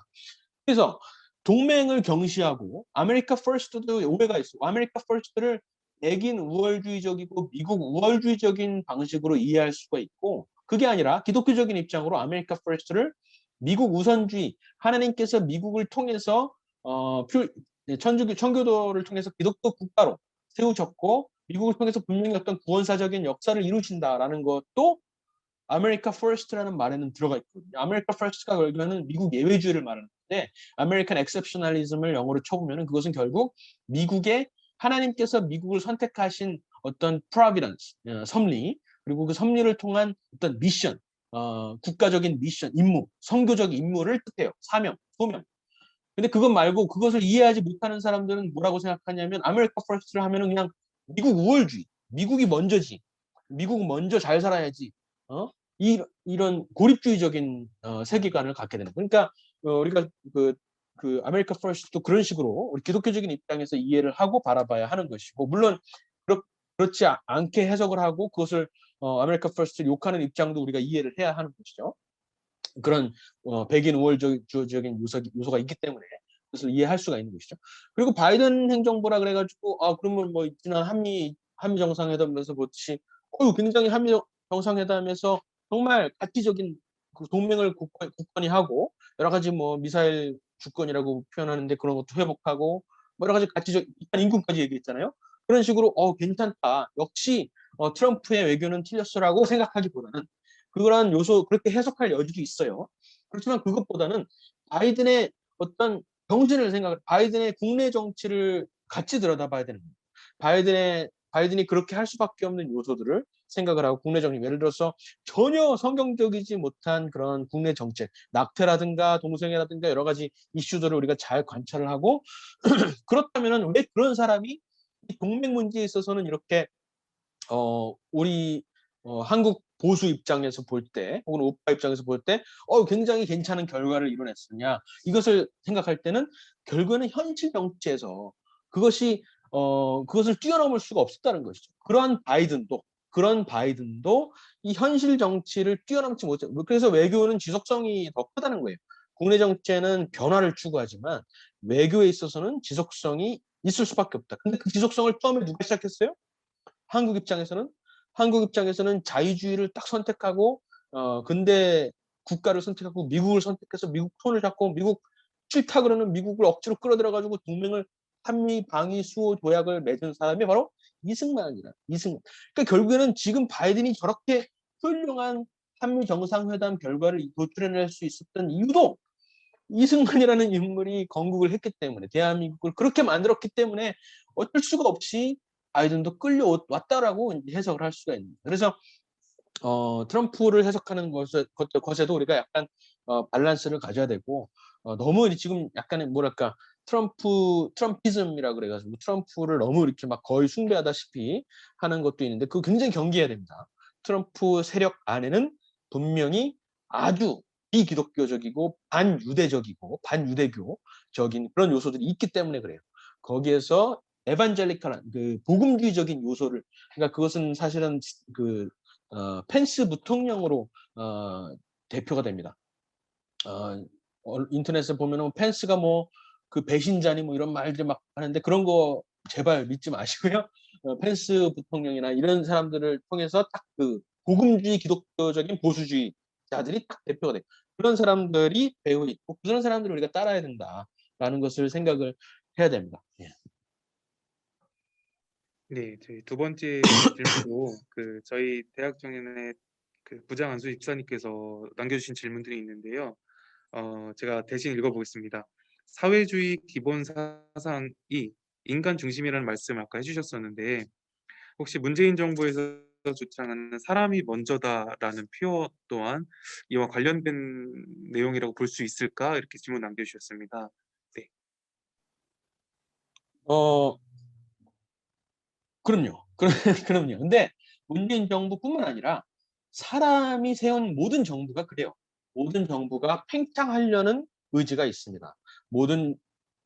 그러니까 자유라는 것은 결국에는 자유를 딱 한 단어로 단어로 묘사를 한다면 정부로부터의 자유를 뜻해요. 정부로부터의 자유, 국가로부터의 자유, 나를 종속하고는 그런 어떤 모든 결박으로부터의 자유를 뜻합니다. 그렇기 때문에 사회주의는 뭐예요? 결국은 국가를 키워서 사람들을 통제하는 거잖아요. 그것이 더 각 개인들을 위해서 가장 좋다라고 스스로 판단하는 거예요. 인간 엔지니어링, 사회 개조를 하는 것이 사회주의니까. 그런데 사람이 먼저다. 아까 프랑스 혁명도 얘기했고 프랑스 혁명이 결국에 신을 대체해서 정부를 그 자리에 높이고 신을 숭배하는 거나 마찬가지잖아요. 인간의 자유를 거기다가 맡겨버리는 거죠. 내 개별적인 자유를 조금씩 뜯어서 맡기는 것이죠. 근데 그것은 아무리 줘도 충족되지 않는 것이에요. 계속해서 우리 전체를 뺏을 때까지, 우리의 인간의 개성의 전체를 뺏을 때까지 국가의 팽창은 끊임없이 지속될 수밖에 없는 경향을 가지고 있습니다. 그래서 사람이 먼저다라는 그 표현, 사실은 그 전에는 사람 중심이라는 표현이 나왔죠. 근데 그 사람 중심이라는 말은 정확하게 북한 헌법에 나와 있는 말입니다. 그것을 인지를 하고 북한을 뺏길 거야라고 했는지는 그렇게까지는 판단할 수가 없죠, 제가. 그렇지만은 어쨌든 그 문재인 행정부 안에 있는 어떤 여러 가지 주사파라고 대표되는 그런 사람들이 있기 때문에 충분히 그렇게 추측을 할 수가 있는 것이죠. 그렇기 때문에 상당히 의심할 여지가 많다라는 것이고, 그렇지 않더라도 인간 정부는 전부 다 그런 경향이 있다라는 것을 인정을 하고 그렇기 때문에 인간 정부가 정말 그 기독교적인 어떤 세계관에 입각해서 세워지고 끊임없이 스스로를 견제하고 통제를 해야 돼요. 정부가 하나님 그러니까 기독교 건국론에 입각해서 세워놨다 하더라도 미국이 그랬잖아요. 근데 미국도 계속 팽창하려는 그게 있는 거예요. 그래가지고 상권 분립을 통해서 계속해서 견제하고 서로가 서로를 견제하는 그런 시스템을 만들어놨기 때문에 천재적인 헌법이라고 하는 겁니다. 그런 시스템을 한국에도 구축을 해야 되고 그 체제가 위태할 때 다시 헌법을 고쳐서라도 그 체제를 확고하게 해야 되는 거죠. 그러니까 헌법이 스스로를 리스트레인 할 수 있도록 스스로를 통제할 수 있도록 스스로가 커지는 것을 막고 오히려 더 작아질 수 있도록 하는 것이 바로 이 국민들이 해야 하는 예, 그럼 저희 감사실 답변 감사합니다. 다음 질문으로 우리 김대환 청년 네, 마이크 켜시고 질문 남겨주세요. 이게 형 계정으로 들어와져 있어서 김윤환 청년이 질문하도록 하겠습니다. 이 강연 통해서 자유에 대한 성경적인 의미 너무나도 잘 들어서 너무 큰 은혜가 됐습니다. 그래서 질문 드리고 싶은 것이 소리가 혹시 잘 들리나요? 잘 들립니다. 네. 우리가 복음을 전하는 데 있어서 그리고 신앙생활을 하는 데 있어서 우리 대한민국이 기본적으로 성경을 바탕으로 한 자유가 주어진 자유세계 국가에 속해 있었고 또 그것을 잘 유지하면서 이렇게 지내오고 있는데 북한 같은 경우는 애당초 시작이 그렇지 못했죠. 그래서 그들의 신앙생활이나 그들이 살아가는 영적 생활의 모습은 국가에서 숨어 지내고 또 그렇지만 제약을 받지만 그 속에서도 복음이 전해지고 또 그 복음이 전해져서 지하교회의 모습도 생겨나고 그런 거를 보면서 저 이런 생각이 있고 이거에 대해서 박사님의 생각이 어떠신지를 여쭤보고 싶은데 그러면은 우리나라가 지금은 성경을 기반으로 한 자유가 주어져 있기 때문에 표현의 자유도 그렇고 종교의 자유도 그렇고 제약되는 것 없이 내가 믿고 싶은 예수를 믿을 수 있고 내가 말하고 싶은 예수를 말할 수 있는 상황입니다. 근데 행여 우리가 지금 가지고 있는 자유가 제한되고 또는 우리가 예를 들어서 길거리에서 예수 그리스도를 전하지 못한다든가 아니면 예배할 수 없는 상황이 도래했을 때 사실 우리가 복음을 전하고 예배를 드리는 것은 성경에서 나와 있는 하나님의 말씀은 매이지 않는다라는 그 말씀에 기본하기 때문에 우리는 예수를 말할 수 있고 예수 그리스도를 예배할 수 있는 것인데 그렇다면 만약에 우리가 지금 가지고 있는 자유를 제한받고 길거리에서 예수를 전할 수 없고 교회에서 예배를 드릴 수 없는 상황이 닥쳤을 때 우리는 북한의 모습처럼 그냥 현재 주어진 상황 속에서 내가 가진 예수를 전할 수 있는 만큼 전하고 제한된 환경 속에서 또 예배 드리고 그런 것이 더 옳은 것인지 아니면은 우리가 기존에 가지고 있었던 성경적인 자유 이것을 다시 되찾기 위해서 정치적이나 혹은 그런 운동하는 활동적인 모습을 통해서 그런 거를 되찾으려고 하는 것이 더 옳은 것인지 그거에 대한 박사님의 생각이 조금 궁금해서 여쭤보고 싶었습니다. 네, 아주 중요한 질문이기도 하고 또 깊은 질문이기도 한데 일단은 어느 것이 더 옳다고는 말을 할 수가 없을 것 같아요. 둘 다 하나님의 소명에 따라서 각자에게 주어진 소명에 따라서 행동하는 것이 이제 바람직할 거예요. 그런데 대한민국의 경우는 이제 북한하고 비교했을 때 누리고 있는 그 자유를 잃어버리는 그런 상황에서 잃어버리고 있는 상황에서 거기에 대해서 저항해야 하는 것은 의무입니다. 의무. 미국에서도 독립혁명을 할 때 벤자민 프랭클린이 뭐라 그랬냐면 폭정이 법이 될 때는 저항은 의무가 된다라고 말했어요. 그 말은 성경에서 성경에서 교훈을 얻어서 말을 한 것이에요. 그것이 토마스 제퍼슨이 그 말이 너무 마음에 들어가지고 자기의 그 구호로 삼았죠. 자기의 구호로 삼았는데 폭정이 특히 자유민주주의 국가였던 하나님의 어떤 그 질서에 따라서 모든 사람의 개인의 자유를 보장했던 그런 나라가 폭동으로 변해갈 때 거기에 대해서 저항하는 것은, 거기에 대해서 이것을 고치려고 노력하고 싸우는 것은 의무가 될 수밖에 없습니다. 왜냐하면 그 하나님이 주신 자유를 뺏으려고 하는 움직임이기 때문에 그것을 사수해야 하는 것이, 내가 원해서 내가 그 자유를 누리기 위해서가 아니라 나보다 큰 사람이 이걸 주셨기 때문에 이것을 소중히 여겨야 되는 의무가 있는 것이. 그런데 그렇다 그래가지고 북한, 예를 들어서 북한에 있는 지하교회 성도들, 그 사람들이 북한 정권 체제를 상대로 충분히 우리가 보기에 저항하지 않는다는 이유로 그 사람들을 판단할 명분은 우리가 전혀 없죠. 전혀 없죠. 그 와중에서, 그 속에서 어마어마한 피해와 핍박을 감수하고 거기서 지하교회에서 숨어서 몰래 예배를 드리고 또 숨기는, 또 필요에 따라서는 간부들한테 거짓말도 해야 하는 그러한 상황에 대해서 우리가 함부로 판단할 수 있는 것은 아니에요. 그래서 그 상황에서 각자에게 주어진 그 소명에 따라서 하나님이 예배하는 그런 것을 우리가 존중하고 존경해야 되는 것이죠. 사실 우리 그 신앙의 어떤 강도로 봤을 때 북한의 지하교회 성도들이 더 강하겠어요? 우리 한국에 있는 교회 성도들이 더 강하겠어요? 북한의 지하교회 성도들이 훨씬 더 강하죠. 훨씬 더 강하죠. 그죠? 당연한 얘기죠. 그렇기 때문에 뭐 북한뿐만 아니라 이슬람권에 살고 있는 그 핍박 속에 살고 있는 교회들, 그런 것들, 그분들에 대해서도 그분들에서 그래서 기도해야 되는 것이고 그 기도해야 되는 것도 의무가 되는 것이죠. 그렇지만은 결국에는 그 사람들도 체제적으로 그 사람들이 그런 억압 속에서 지하교회 생활을 계속하는 것도 우리가 응원하고 지지하고 우리가 본받아야 하지만, 동시에 그 사람들이 그런 우리처럼 자유를 누릴 수 있는 그러한 조건, 그런 체제를 만들 수 있도록 우리가 또 기도를 해야 되는 거지.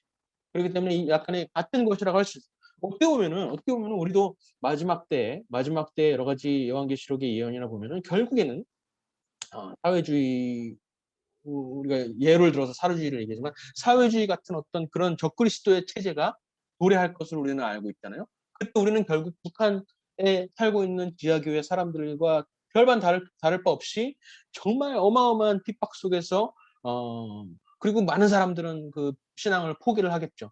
그래서 몇몇 남은 자들만 이제 신앙을 지키면서 생활을 할 것을 우리는 예고를 하고 있어요. 예상을 하고 있어요. 그렇지만 그것을 우리가 예상하지 못해요. 그렇다 그래가지고 우리가 모든 것을 버리고 그냥 산에 들어가서 그때를 준비할 거야. 물론 그런 부르심이 있을 수도 있어요. 그렇지만은 제가 볼 때는 아직까지 우리 대한민국의 단계, 어떤 우리 태제적인 단계라고 생각을 해봤을 때는 지금은 싸워야 할 때다라고 이제 얘기를 하고 싶습니다. 그 다음에 질문 박지영 청년 질문해 주세요. 박사님 안녕하세요. 저는 대학 청년의 박재영이라고 하고요. 질문하기 앞서서 지난주랑 오늘 좋은 시간 내주셔서 너무 감사하고, 사정상 제가 화면을 못 켜는 점은 굉장히 죄송합니다. 개인적으로 예배의 가치가 개인의 도덕성 그리고 진정하고 건강한 자유를 지킨다는 박사님 말씀에 굉장히 동의를 하는데, 결국 자유라는 게 결국에는 예배의 회복이 우선이 된다고 말씀을 하신 것 같아요. 근데 현 시대 그리고 나아가서 앞으로 더 악해지는 이 시대에서 개인의 신앙과는 물론 당연하겠지만 이것을 어떤 식으로 믿지 않는 사람들에게 다가가고 이 진정한 자유의 가치를 보여주고 파고들어야 되는지에 대한 박사님의 의견이 좀 개인적으로 궁금해서 질문드립니다. 예, 전략적인 측면인데, 뭐 사실은 예배함에 있어서 예배 회복이, 교회 안에서의 예배 회복이 너무나 중요하고 그것이 우선돼야 되지만은 결국에는 이제 세상에 어떤 영향력을 미치고 어떻게 또 세상을 바꾸느냐라는 어떤 전략적인 차원인데, 지난주에도 살짝 말씀드렸어요. 근데 일단은 개개인의 예배의 어떤 습관이 가장 중요할 것 같아요. 개개인이 어떠한 상황 속에서도 예배를 할 수 있는 그런 예배를 자신 있게 드러내놓고 해야 하는 그런 의무가 있다라고 생각을 합니다. 제가 이제 참 짧게 그 간증을 드리자면은, 저는 여기 연세중앙교회처럼 이렇게 아주 뜨거운 그런 교회도 물론 다녔고, 순복음교회도 다녔고, 영국에 서 있을 때는 성공회 교회도 다녔어요. 그리고 러시아 정교회도 참여를 했었고, 그리고 아무런 교회가 없는 곳에서, 아무런 교회가 없는 곳, 교회를 갈 수 없는 상황에서도 오랫동안 5년 동안 지내보기도 했어요. 그때 제가 배웠던 것은 혼자서 예배하는 거예요. 혼자서 예배. 혼자서 예배하는데 그것이 골방에 들어가 가지고 혼자서 예배하는 것이 기본이겠죠. 그렇지만은 그 골방에서만 하는 것이 아니라 바깥에 나와서도 예배를 하는 것이에요. 선생님들 앞에서 학교에 있을 때, 인도에 있을 때, 그래야지만 내가 살 수가 있습니다. 그렇지 않고서는 내가 도저히 그 영적인 억눌림 그 상황을 견딜 수가 없었기 때문에 생존하기 위해서 예배를 드릴 수밖에 없었던 거죠. 그래서 일자리에서 성경을 꺼내놓고 읽는 것, 이런 것들이 너무나 전략적으로도 되게 중요하다는 것이죠. 그저께 여기 그 미국에 있는 그 보수주의자들 그 모임이 온라인으로 있었는데, 뭐 기독교인들이 모인 자리가 아니에요. 그냥 보수주의자들이 모인 자리예요. 그래서 그 자리에서 이 토론을 하다가 제가 오늘 얘기했던 십계명 얘기를 잠깐 했어요. 그 부모를 공경하라. 이 말을 이렇게 하면서 내가 뭐라고 덧붙였냐면은, 여기 기독교인이 아닌 분들도 계시고 할 텐데 이렇게 말씀을 드려서 죄송스럽지만 성경에는 이렇게 써 있지 않느냐, 이러면서 이렇게 말을 했단 말이에요. 그러니까 바로 다음에 그 온라인 모임을 주도하는 그 선생님이, 그 사람이 기독교인이었는지 아니었는지 모르겠지만 딱 제 말이 끝나자마자 뭐라고 말씀하시냐면은, 여러분 절대로 성경 말씀을 인용하거나 성경 말씀을 어떤 우리 사회의 도덕적인 기준으로 삼고 제시하는 것에 대해서 절대로 사과하지 마십시오. 이렇게 말을 하더라고요. 우리가 성경의 기준은, 이것은 기독교인이라서 성경이 우리에게 진리가 아니라 이것은 모든 사람에게 인류 보편적인 진리의 말씀이어야 하고, 인류 다른 사람들도, 학자들이라면 정말 솔직하게 역사를 연구하고 사상을 연구하는 사람이라면 이 성경에서 나오는 그 드러나는 진리를 무시할 수가 없거든요. 왜냐하면 이것은 기독교인들에게만 주신 것이 아니라 일반 은혜로서 모든 사람에게 주신, 양심을 통해서, 자연을 통해서, 역사를 통해서 주신 하나님의 진리이기 때문에 이것은 받아들이지 못하는 이유는 인간을 숭배하기 때문에, 인간을 숭배하는 마음, 하나님을 대체하고 싶은 마음이 악된, 죄악된 본성이 있기 때문에 그런 것이지, 모든 사람이 솔직하게 생각을 한다면 하나님의 이 성경 말씀 받아들이지 않을 수가 없고요. 그래서 성경 말씀을 가능한 대로 꺼내놓고 기회가 될 때마다 이 사람들이 알아들을 만한 언어로 계속해서 얘기해 주는 것이, 이것이 전도의 측면을 떠나서 인간됨의 본질을 회복한다는 차원에서 필요하다는 거죠. 필수적이라는 거죠. 거기에서 바로 우리의 영향력이 시작되지 않나 이렇게 생각을 합니다. 그래서 우리가 이 사회에서, 대한민국에서 예배를 회복하는 것이 당연히 그 본질인데, 교회 안에서 예배를 회복은 물론이고, 교회 안에도 많이 망가져 있잖아요. 교회 안에서 회복은 물론이고, 밖에서도 회복, 그 확장, 계속해서 하나님의 영역을 확장해 나가는 그런 것이 우리가 지금 급선무로 해야 할 일이다라고 말을 하고 싶습니다.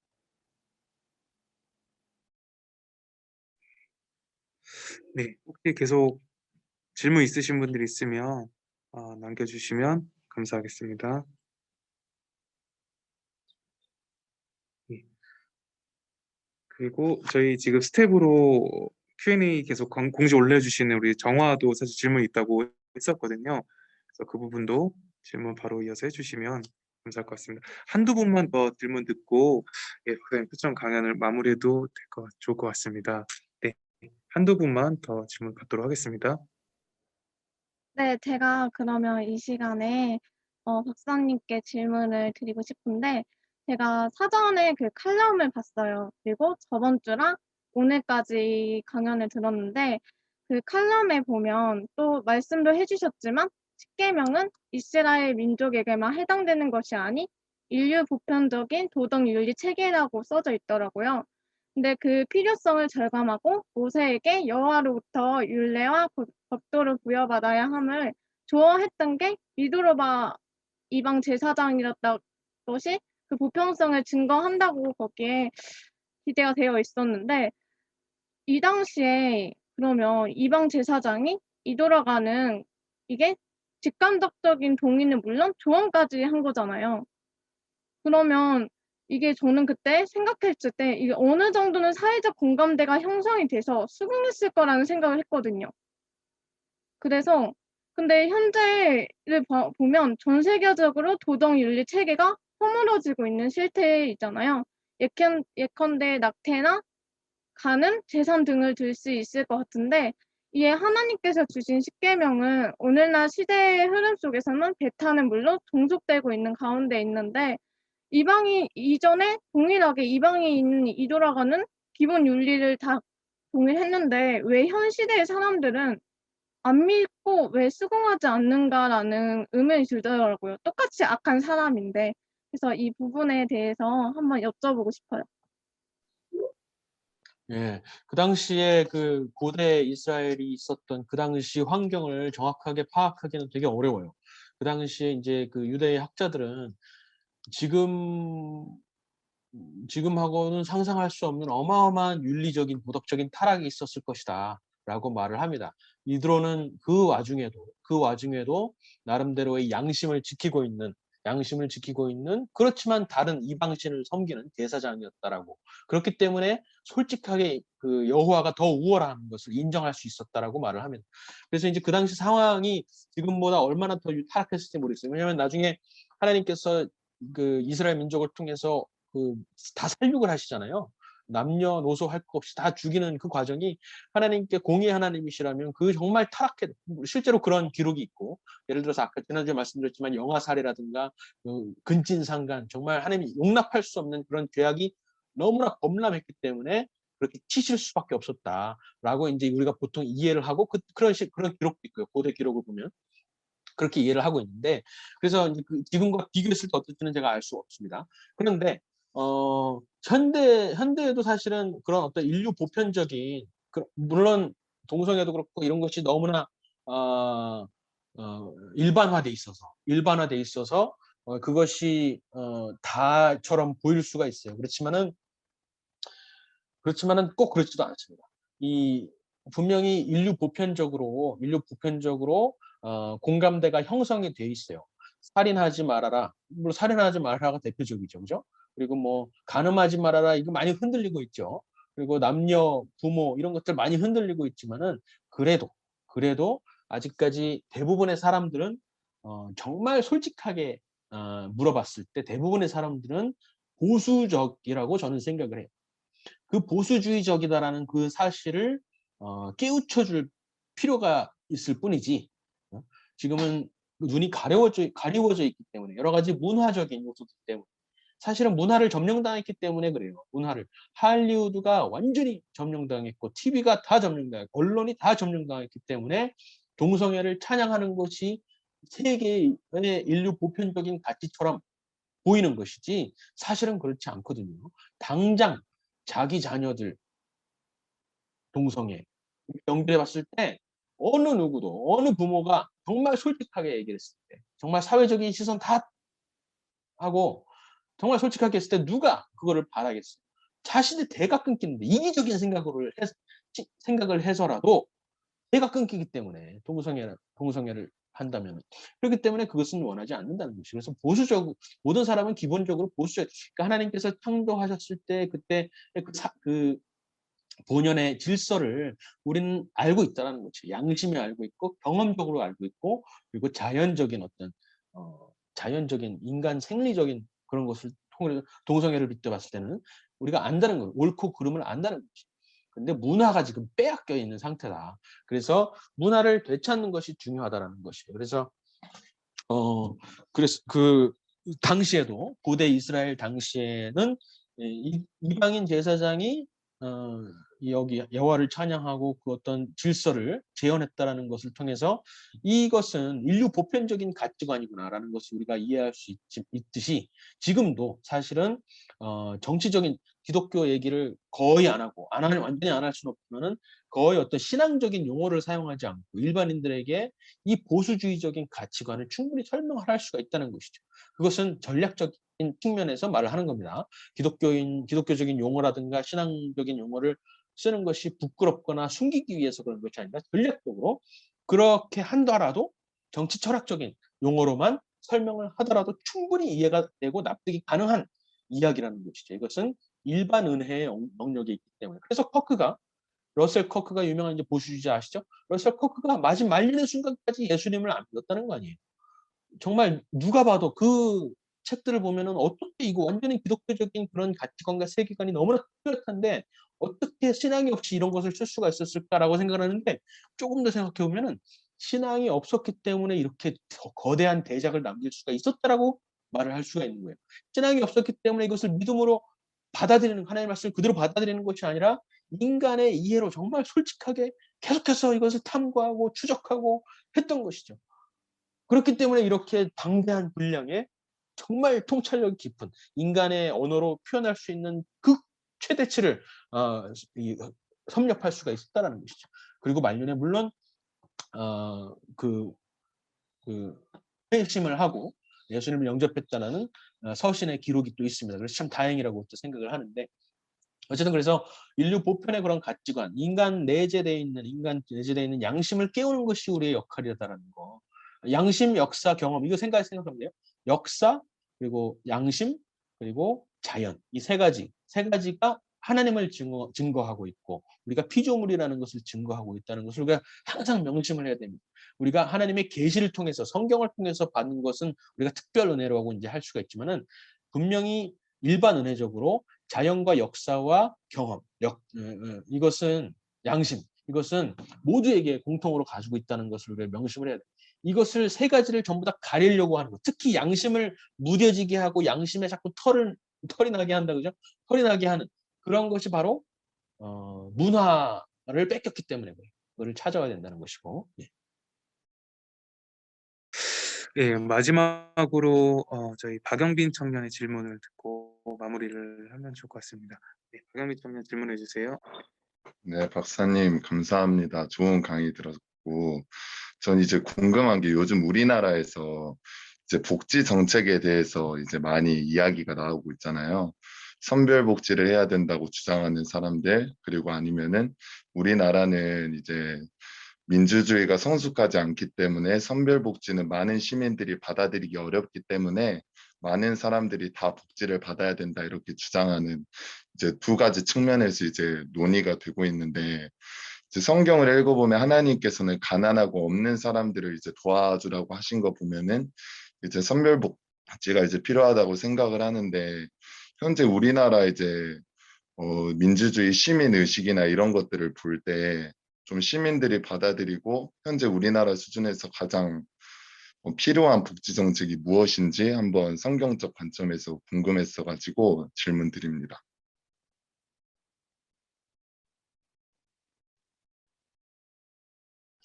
일단 우리나라에서 네, 일단 우리나라에서 가장 그 급선무로 필요한 복지 정책 그리고 외면되고 있는 다른 여러 가지 쓸데없는 복지에 가려져 있는 정말 필요한 복지라고 하면은 저는 그 말 그대로 성경에 나온 대로 고아들 같아요. 고아와 과부인데 그러니까 우리가 보통 고아를 생각하면 고아원을 설립하고 제도를 그러니까 어떤 고아원이나 시설적인 측면을 많이 생각을 하는 것이고 그것이 우리가 복지라고 착각을 합니다. 그렇지만은 아동이 가장 잘 자랄 수 있는 환경은 가정입니다. 가정. 그죠?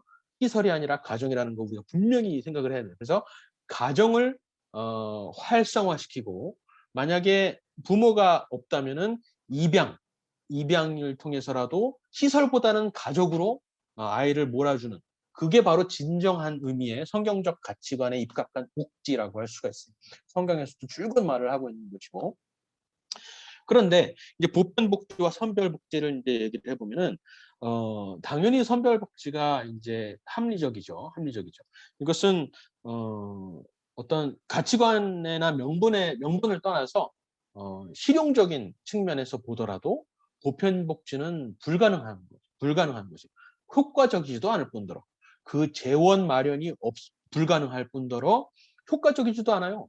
모든 사람한테 다 복지를 하면은 결국에는 구멍이 재원이 부족 때문에라도 결국에는 더 그 복지 때문에 더 가난해지는 사람들이 있을 것이고 인센티브가 없기 때문에 더 게을러질 수밖에 없고 더 그 나락으로 빠지고 함정에 결국에는 그 함정에 점점 깊숙이 들어갈 수밖에 없는 것이 그 보편 복지입니다.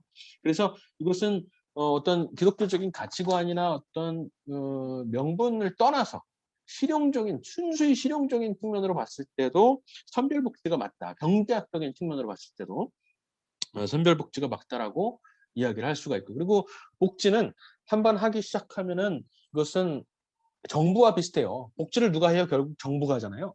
근데 정부한테 한 영역을 내어주기 시작하면은 이것을 뺏어올 도리가 없습니다.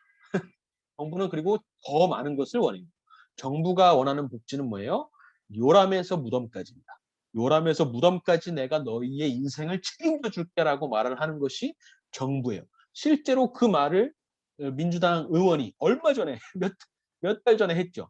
요람에서 무덤까지 우리가 책임지겠습니다라고 자랑을 하면서 말을 했는데, 그것이 바로 우리에게 사실은 너무 뻔해서 넘어가지 말아야 되는데 거기에 넘어가는 거죠. 근데 그런 정부가 불가능할 뿐더러 그건 효과적이지도 않고 그것은 우리의 자유를 내어주는 것이다. 우리 복지, 예를 들어서 이번에 코로나 예를 들 수가 있겠네요. 이번에 미국에 코로나 백신 맞은 게 50%가 넘어갔어요. 60% 가까이 됐고요. 그래서 거의 뭐 지역 그 방역이 뭐라 그러죠? 지역 하여간 방역이 충분히 돼서 이 사회적인 조치들을 다 풀어도 됩니다. 그런데 문제는 뭐냐면 사람들이 일자리에 안 돌아오는 거예요. 일자리에 왜 안 돌아오겠어? 코로나 패키지가 너무 큰 거야. 일자리에 돌아오면은 바로 그 수당이 끊겨요. 일자리에 들어가서 열심히 일주일에 5일씩 나가서 일을 하면서 5,000불을 버느니 놀고 먹으면서 3,000불을 벌겠다 이거예요. 대부분에서 그게 가장 큰 지금 그 경제 성장의 걸림돌이 코로나가 아니라 코로나 패키지로 인한 걸림돌이 지금. 그래서 바이든 행정부는 그 트럼프 행정부에서 나왔던 그 코비드 패키지를 해서 더 불려가지고 더 많이 퍼준다 그래가지고 통과시켜놨는데, 이것 때문에 오히려 경제 성장의 발목을 지금 잡고 있는데 이걸 회복할 길이 없는 거예요. 사람들이 또 반발을 할 테니까 지지율이 확 떨어지겠죠. 이 코비드 패키지 취소하면. 그렇기 때문에 복지라는 것은 결국에는 사람들을 옥죄일 수밖에 없는 아주 너무나 뻔해서 넘어가지 말아야 할 함정이라는 거죠. 그래서 결국에는 복지는 어떻게 해서든 우리가 흔히 말하는 물고기 잡는 법을 가르쳐줘야 된다고 흔히 쉽게 말을 하지만 그것이 무엇을 의미하는지 잘 모르는 거예요. 정말로 복지는 복지를 안 해도 되게끔 복지를 줄이는 것이 복지의 목표가 돼야 되는 거죠. 복지를 줄이는 것이 복지의 목표.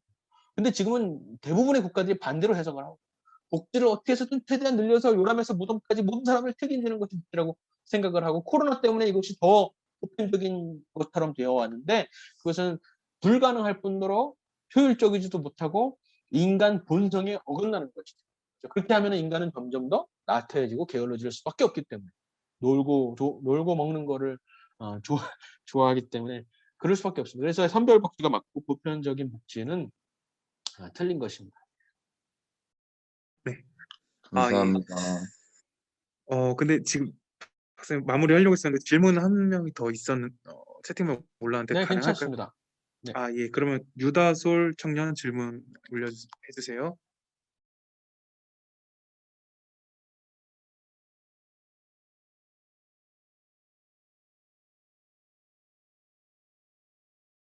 네, 마이크 켜고 말씀해 주시면 됩니다.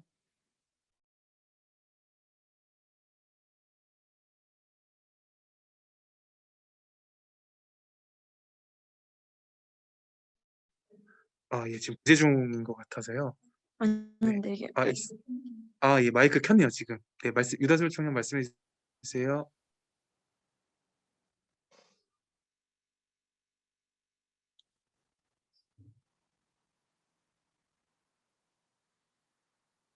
우리 마이크 좀 가까이 대서 말해볼까요?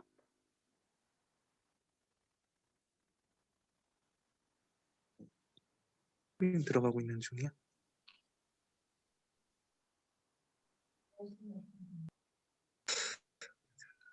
예, 지금 마이크를 켜놓긴 했는데 뭔가 좀 문제가 있는 것 같습니다. 그러면 그러면 이 질문은 아쉽지만 좀 넘어가는 걸로 하면 좋을 것 같습니다. 네, 저희가 이쯤에서 이제 두 편에 걸쳐서 저희 박사님 모시고 귀한 강연 진행했는데요. 이제 아쉽지만 마무리할 시간이 된 것 같습니다. 네.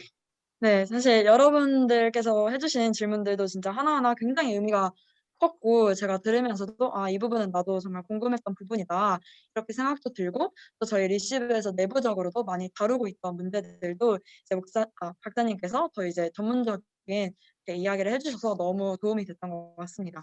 네, 정말 박사님께서 하나를 질문하시면 열을 주셔서 너무 유익했던 것 같고, 이번 강연을 통해서 우리 연세중앙교회 청년들이 창조주이신 하나님을 닮은 인간됨의 본질이 자유이기 때문에 그 하나님께로 돌아가는 것이 진정한 자유를 누릴 수 있다는 점, 또 하나님께서 정한 법과 질서, 즉 그 계명을 알고 지키는 것이 국민됨의 조건이라는 것을 알게 되셨을 것 같습니다.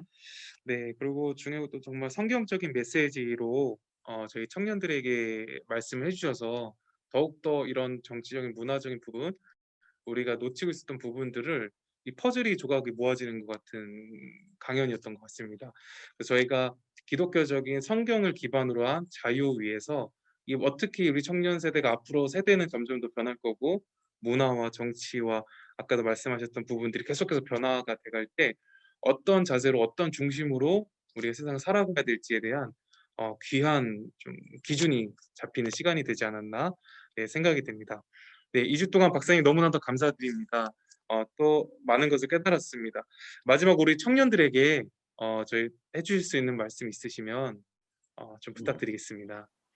네, 저는 그 첫 시간에도 말씀드렸지만은 그 연세중앙교회 특히 청년들을 아주 귀하게 생각을 해요. 왜냐하면 제가 초등학교 2학년 때 윤석전 목사님을 통해서 하나님을 만났기 때문에 정말 생명의 은인, 말 그대로 정말 은인이시고, 그리고 그 교회에서 그 교회에 대한 이야기를 많이 또 들었고, 그리고 얼마나 뜨거운지 잘 알기 때문에 만약에 그 대한민국의 정말 회복이 있다면 그것은 교회에서 시작돼야 되는데, 바로 여기에 130명, 지금 참가자 130명에서 아마 시작될 것으로 저는 확실히 믿고 있습니다.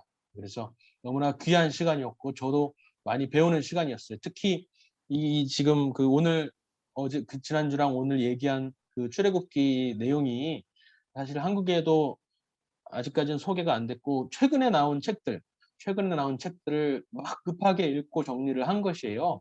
최근에 나온 책들 한 3권이 이 내용이 있는데, 그래서 저도 사실은 강의를 준비하면서 말을 하면서 사실은 저도 스스로 정리가 되는 부분이 많이 있었기 때문에 일종의 실험 대상이 되신 것이죠. 그래서 참 감사드리고 이 기회를 통해서 제 그 정립을 할 수가 있었습니다. 그래서 감사드립니다. 네, 너무 감사합니다. 네, 그럼 여기에서 조평세 박사님과 함께한 출애굽기와 자유의 탄생 이 강의를 마무리하도록 하겠습니다. 이 모든 것은 정말 우리 주님께서 하셨고 우리 주님께서 박사님을 정말 귀하게 쓰신 것 같습니다. 주님께 모든 영광 올려드리고 마무리 기도는 우리 회장님께서 해주시고 이 강연을 마무리하도록 하겠습니다. 예, 이제 기도하겠습니다. 하나님 아버지, 오늘 귀한 강연을 통해서 다시 한번 우리가 국가의 개념, 어떻게 우리가 예배를 드려야 되는지, 어떠한 생각과 중심으로 하나님께 나아가야 되는지, 그리고 이 시대를 살아가야 되는지 박사님 강연을 통해서 너무나도 귀한 하나님 은혜를 누렸습니다. 하나님, 우리가 이거 오늘의 순간을 가지고 오늘의 배움을 가지고 우리가 앞으로 평생을 살아갈 수 있는 양분으로 우리가 삼고 하나님을 섬기고 하나님께 예배드릴 수 있는, 처음에 하나님께서 만드신 이 교회가 회복될 수 있는 우리 청년들이 될 수 있도록 축복하여 주세요. 우리 박사님께서 하시는 모든 일들마다, 그리고 박사님께서 강연하시고 모든 진행하시는 하나님께 쓰시는 모든 곳마다 하나님께서 귀하고 값지게 사용해 주셔서 세상 가운데 더욱더 많은 영향을 끼치시며 하나님의 나라를 앞당기고 또 하나님의 나라를 선포할 수 있고 우리 하나님을 나타낼 수 있는, 세상 가운데 전할 수 있는 우리 박사님이 되게 도와주시고 가정에 평화를 더하여 주시고, 안에 어느 곳에 있으시든지 간에 주님의 목소리를 대언할 때 악한 원수마 격사 틈타지 않게 도와주시고 주님께서 온전히 그 앞길을 열어주시고 하나님의 말씀을 선포할 수 있는 우리 박사님 되실 수 있도록 축복하여 주세요. 여기 모인 모든 청년들, 하나님 정말 우리가 들은 대로 우리가 듣고 그냥 끝나는 것이 아니라 우리 삶에 적용해 가길 원합니다. 당장 실천할 수 있는 것들부터 적용하기 원합니다. 자원하는 마음으로 우리가 하나님 앞에 나아갈 수 있는 우리 청년들이 될 수 있도록 축복하여 주세요. 이 2주 동안 우리 박사님 써주신 하나님께 감사드립니다. 주님만으로 영광 받아주세요. 감사드리며 예수님 이름으로 기도드렸습니다. 아멘. 감사합니다. 박사님. 네. 감사합니다.